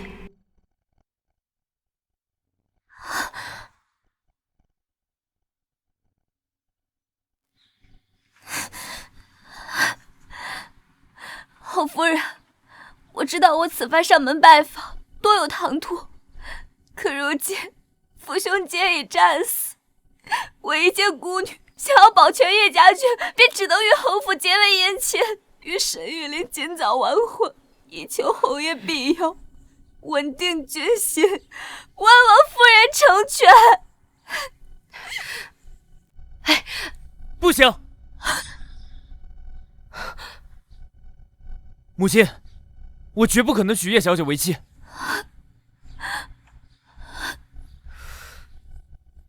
你这个混账东西！你这个时候与叶姑娘退婚，你置叶姑娘于何地？置叶家满门忠烈于何地？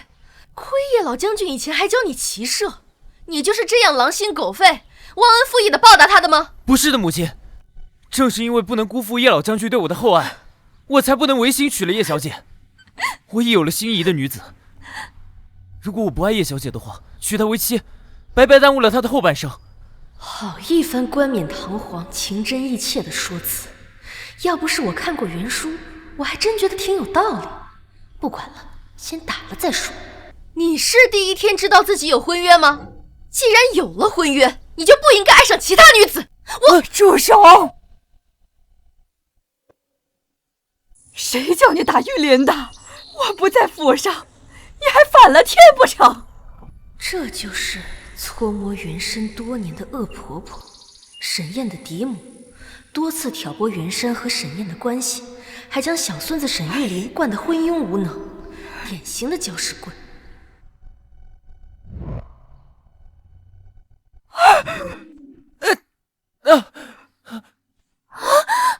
我就打了，怎样？我去参军才不到1年，母亲怎么性情大变？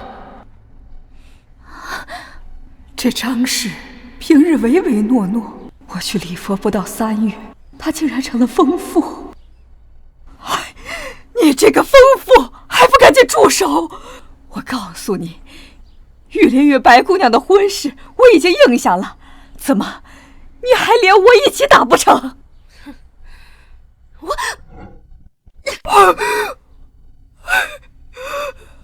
你连我也敢打！孙管家，将这恶妇拖去祠堂，家法处置。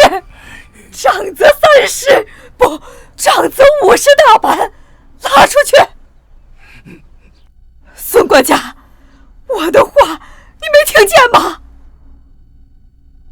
老太君，我不敢。母亲，你怎么能打祖母呢？放屁！我是要打你，你自己拿祖母当挡箭牌，你个不孝子孙！我岂有此理！接上老圣爷！沈郎，你没事吧？我没事儿。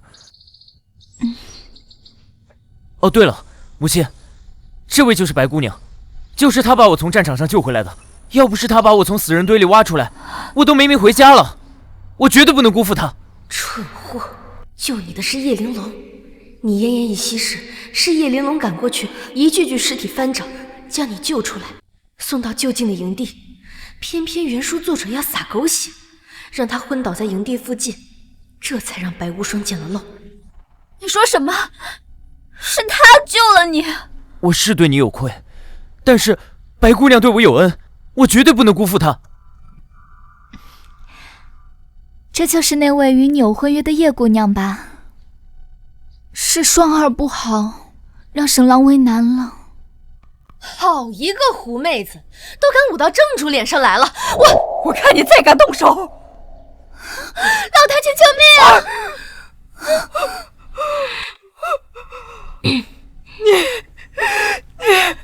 我要叫沈岩休了你！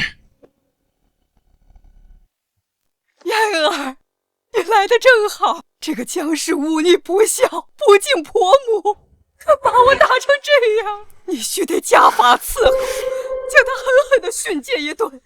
他要是不低头认错，就将他休了，以不孝之名扭送到官府。侯爷，沈玉琳这个孽畜，欺负叶姑娘一个孤女，叶家满门忠烈，现在就剩叶姑娘一根独苗了。这事要是传出去，人家岂不是要说我们侯府丧尽天良？我只不过是想教训一下这个不孝子，他居然拿婆母当挡箭牌，谁知老太君也昏了头，非说是我打他。你胡说！你打得那么准，还说不是打我，岂有此理！母亲本就因为身体不好，常年住寺吃斋，没想到病情愈加严重。没有，白姑娘精通医术，给我吃了人参大补丸，我如今已经大好了。老太婆就是上了保健品的当，所以才这么护着她。实际上那药丸里掺的全是猛药，长期吃下去，身体只会越来越虚。是吗？我看未必。母亲不分是非，不辨忠奸，反而是愈加糊涂。孙管家，送老夫人进内院，好生伺候。是。沈燕，我是你的嫡母，你竟敢不听我的话！母亲。燕儿，这边。父亲，这有违孝道吧？你还有脸跟我提孝道？来人！给叶姑娘准备上一间上好的厢房，其余闲杂人，一个送进柴房，一个送进祠堂。分开管押，等候发报。闲杂人？我？谁敢碰他，就从我身体上跨过去！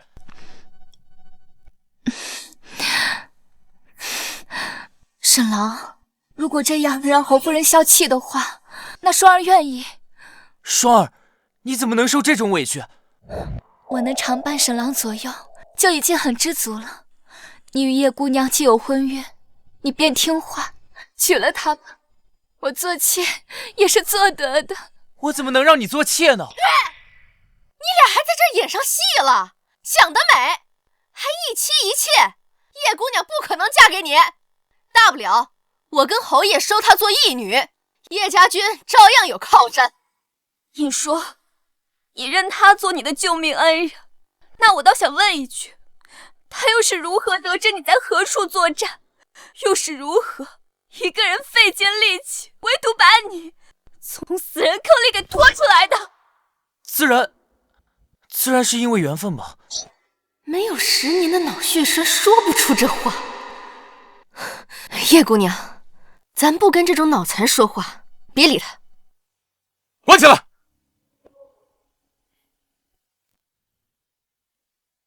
夫人，叶姑娘已安置妥当了。你让她且安心住着，沈玉琳的事情，我一定给她个交代。是。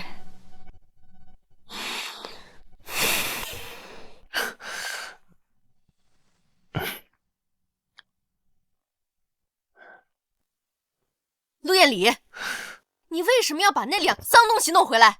你认错了。你的小动作出卖了你。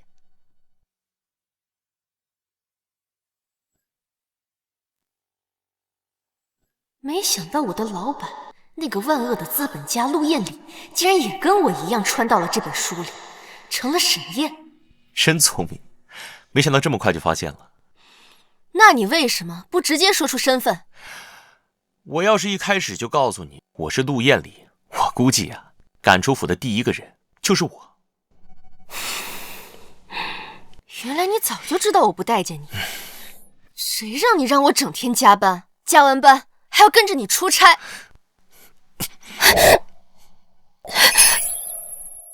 宁宁，我只想制造机会和你多待一会儿。我意识到这个战略制作的非常失败，所以传输后我只想让你开心畅快。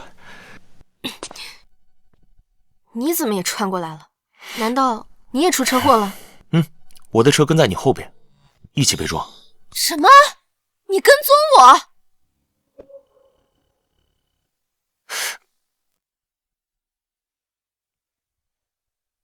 那天我是想向你去表白，可是眼看你在我前面出了事儿，时间上我比你早穿来1个月，每个人我都观察了一遍，一直没找到，所以我就祈求上天再给我一次机会找到你。没想到那天发现你穿成我夫人，高兴的不敢说话，怕把你吓跑了。其实我并不讨厌你，真的？除了今天你把沈玉琳带回家，这让我很不爽。我是想和你多待一会儿，那3个兔崽子没完没了的给你找事，着实烦人。若又赶出府去，恐怕又得耽搁2、3天。我想快刀斩乱麻。那现在你打算怎么做？你比我了解原文，那白无双到底是什么来头？他就是一个敌国奸细，缠着沈玉琳，就是为了破坏联姻，让叶家军不成气候。既然是奸细，那咱们就给他来个请君入瓮。如果你是奸细，既然已经进了平阳侯府，你难道不想多弄点情报出去？这整个京城的布防图就在侯府。不愧比我早穿来1个月，这都被你摸清楚了。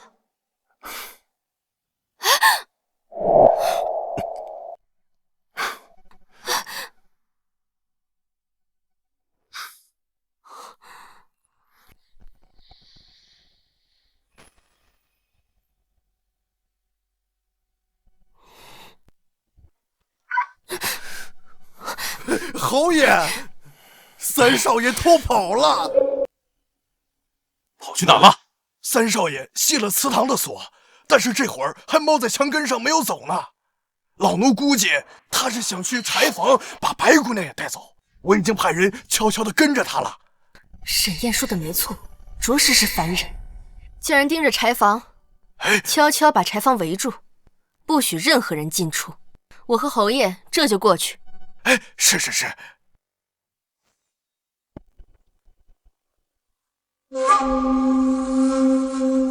爷，哎呀，痛啊！孙管家，你别声张，我不想为难你。你想为难谁？父亲、母亲，求求你们饶了双儿吧，他身子弱，一个人在柴房待不住的。他身子弱，那你自己去柴房看清楚。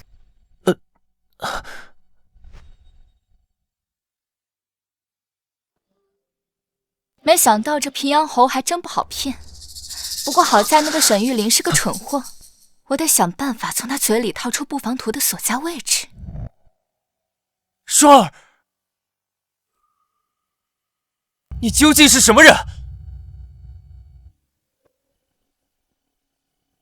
沈郎，你怎么在这里？你怎么会功夫？你平日里一副柔弱不能自理的样子，难道在骗我？沈郎，我不是有意骗你的，我只是怕你将我撇下。即便如此，你也不该骗我，更不能伤及他人性命。我只是将他们打晕了，并没有伤害他们性命。沈郎，我只是想救你出去。他哪里是需要找你，他只是想要去窃取机要。母亲，这是什么意思啊？我就知道你这个傻儿子还要相信他。我让人去问你祖母，要了白无双给他的大补丸。林嬷嬷，是。三少爷，我请大夫检查过，这药丸里面有一味药只生长在敌国腹地，足以说明这位白姑娘就是个奸细啊！难道说你在战场上救我，是在打探情报，碰巧救了我？沈郎，我不知道哪里得罪了你的母亲，她居然这般弃词污蔑我。我久居边境，药材只是长在敌国腹地，又不是不流通。沈郎，他说他从死人堆里把你救出，尸体那么多，一具具翻过去还要刨坑挖土，手指早已经皲裂，可他却十指白净，毫无痕迹。你还不明白吗？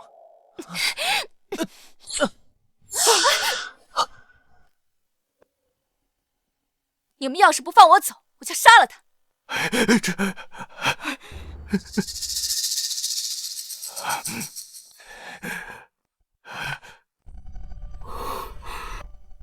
白无双，原来你在骗我，你根本没救过我。是你自己蠢，轻信他人。你这个毒妇！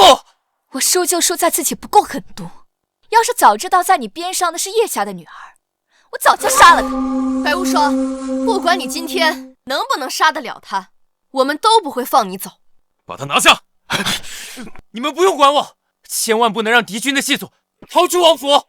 好啊，那我们就同归于尽。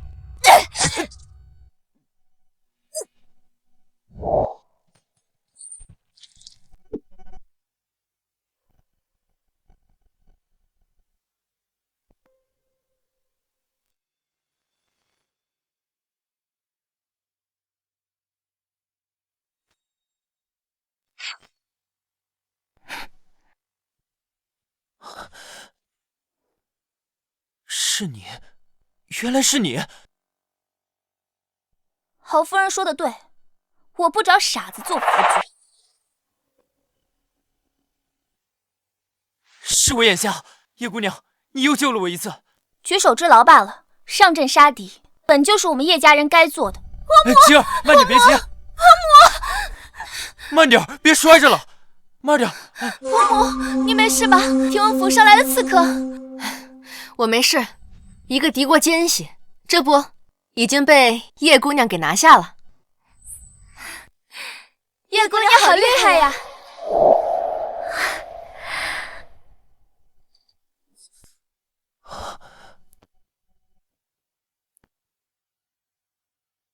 叶姑娘，你再给我一次机会吧。婚约你都能毁约，救命恩人你也能认错，给你机会有什么用啊？那你骂我，你打我，出气吧，这叫道歉？这么没诚意？你先扇自己几个巴掌再说吧。我不是人，我该死！叶姑娘，求求你了，给我一次机会赎罪吧。算了算了，你只是蠢，还并未失了大义。我给你个机会，陪我回北方，重建叶家军。若你表现好，我可以考虑兑现婚约。你救了我2次，我为你赴汤蹈火，在所不辞。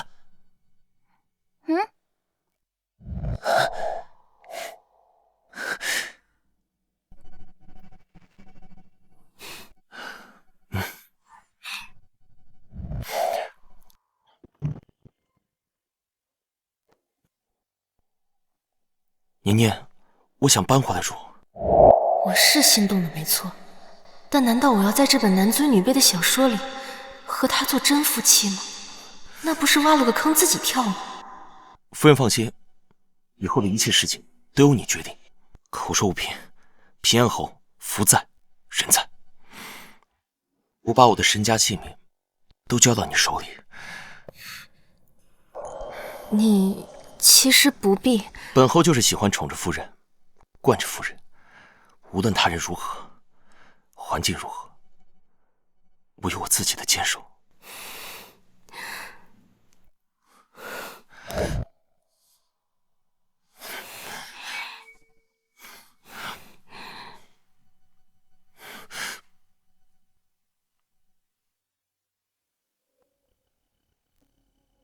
听说侯爷昨晚睡在夫人房里了，这可是3年来破天荒头一回呢。太好了，侯爷和夫人终于和好了。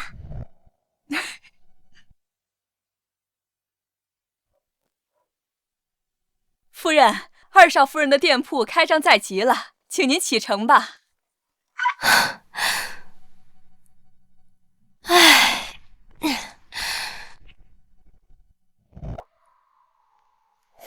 走吧，夫人。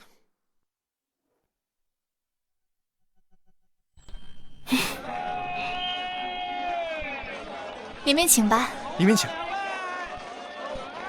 真好，这一转眼，弟妹的第2间商铺都已经开业了。嫂子来了。时间过得可真快呀，我的小侄子都满100日了呢。你什么时候也要一个？3日前，已经让玉安救回来了。夫人和侯爷来了。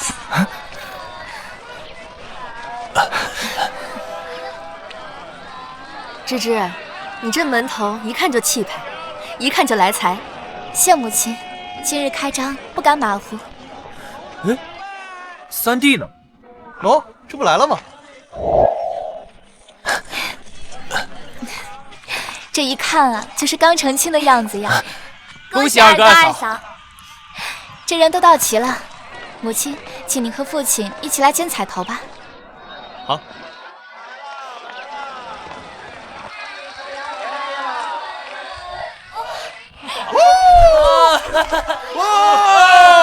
好，那就祝大家和和美美，恭喜发财！恭喜发财！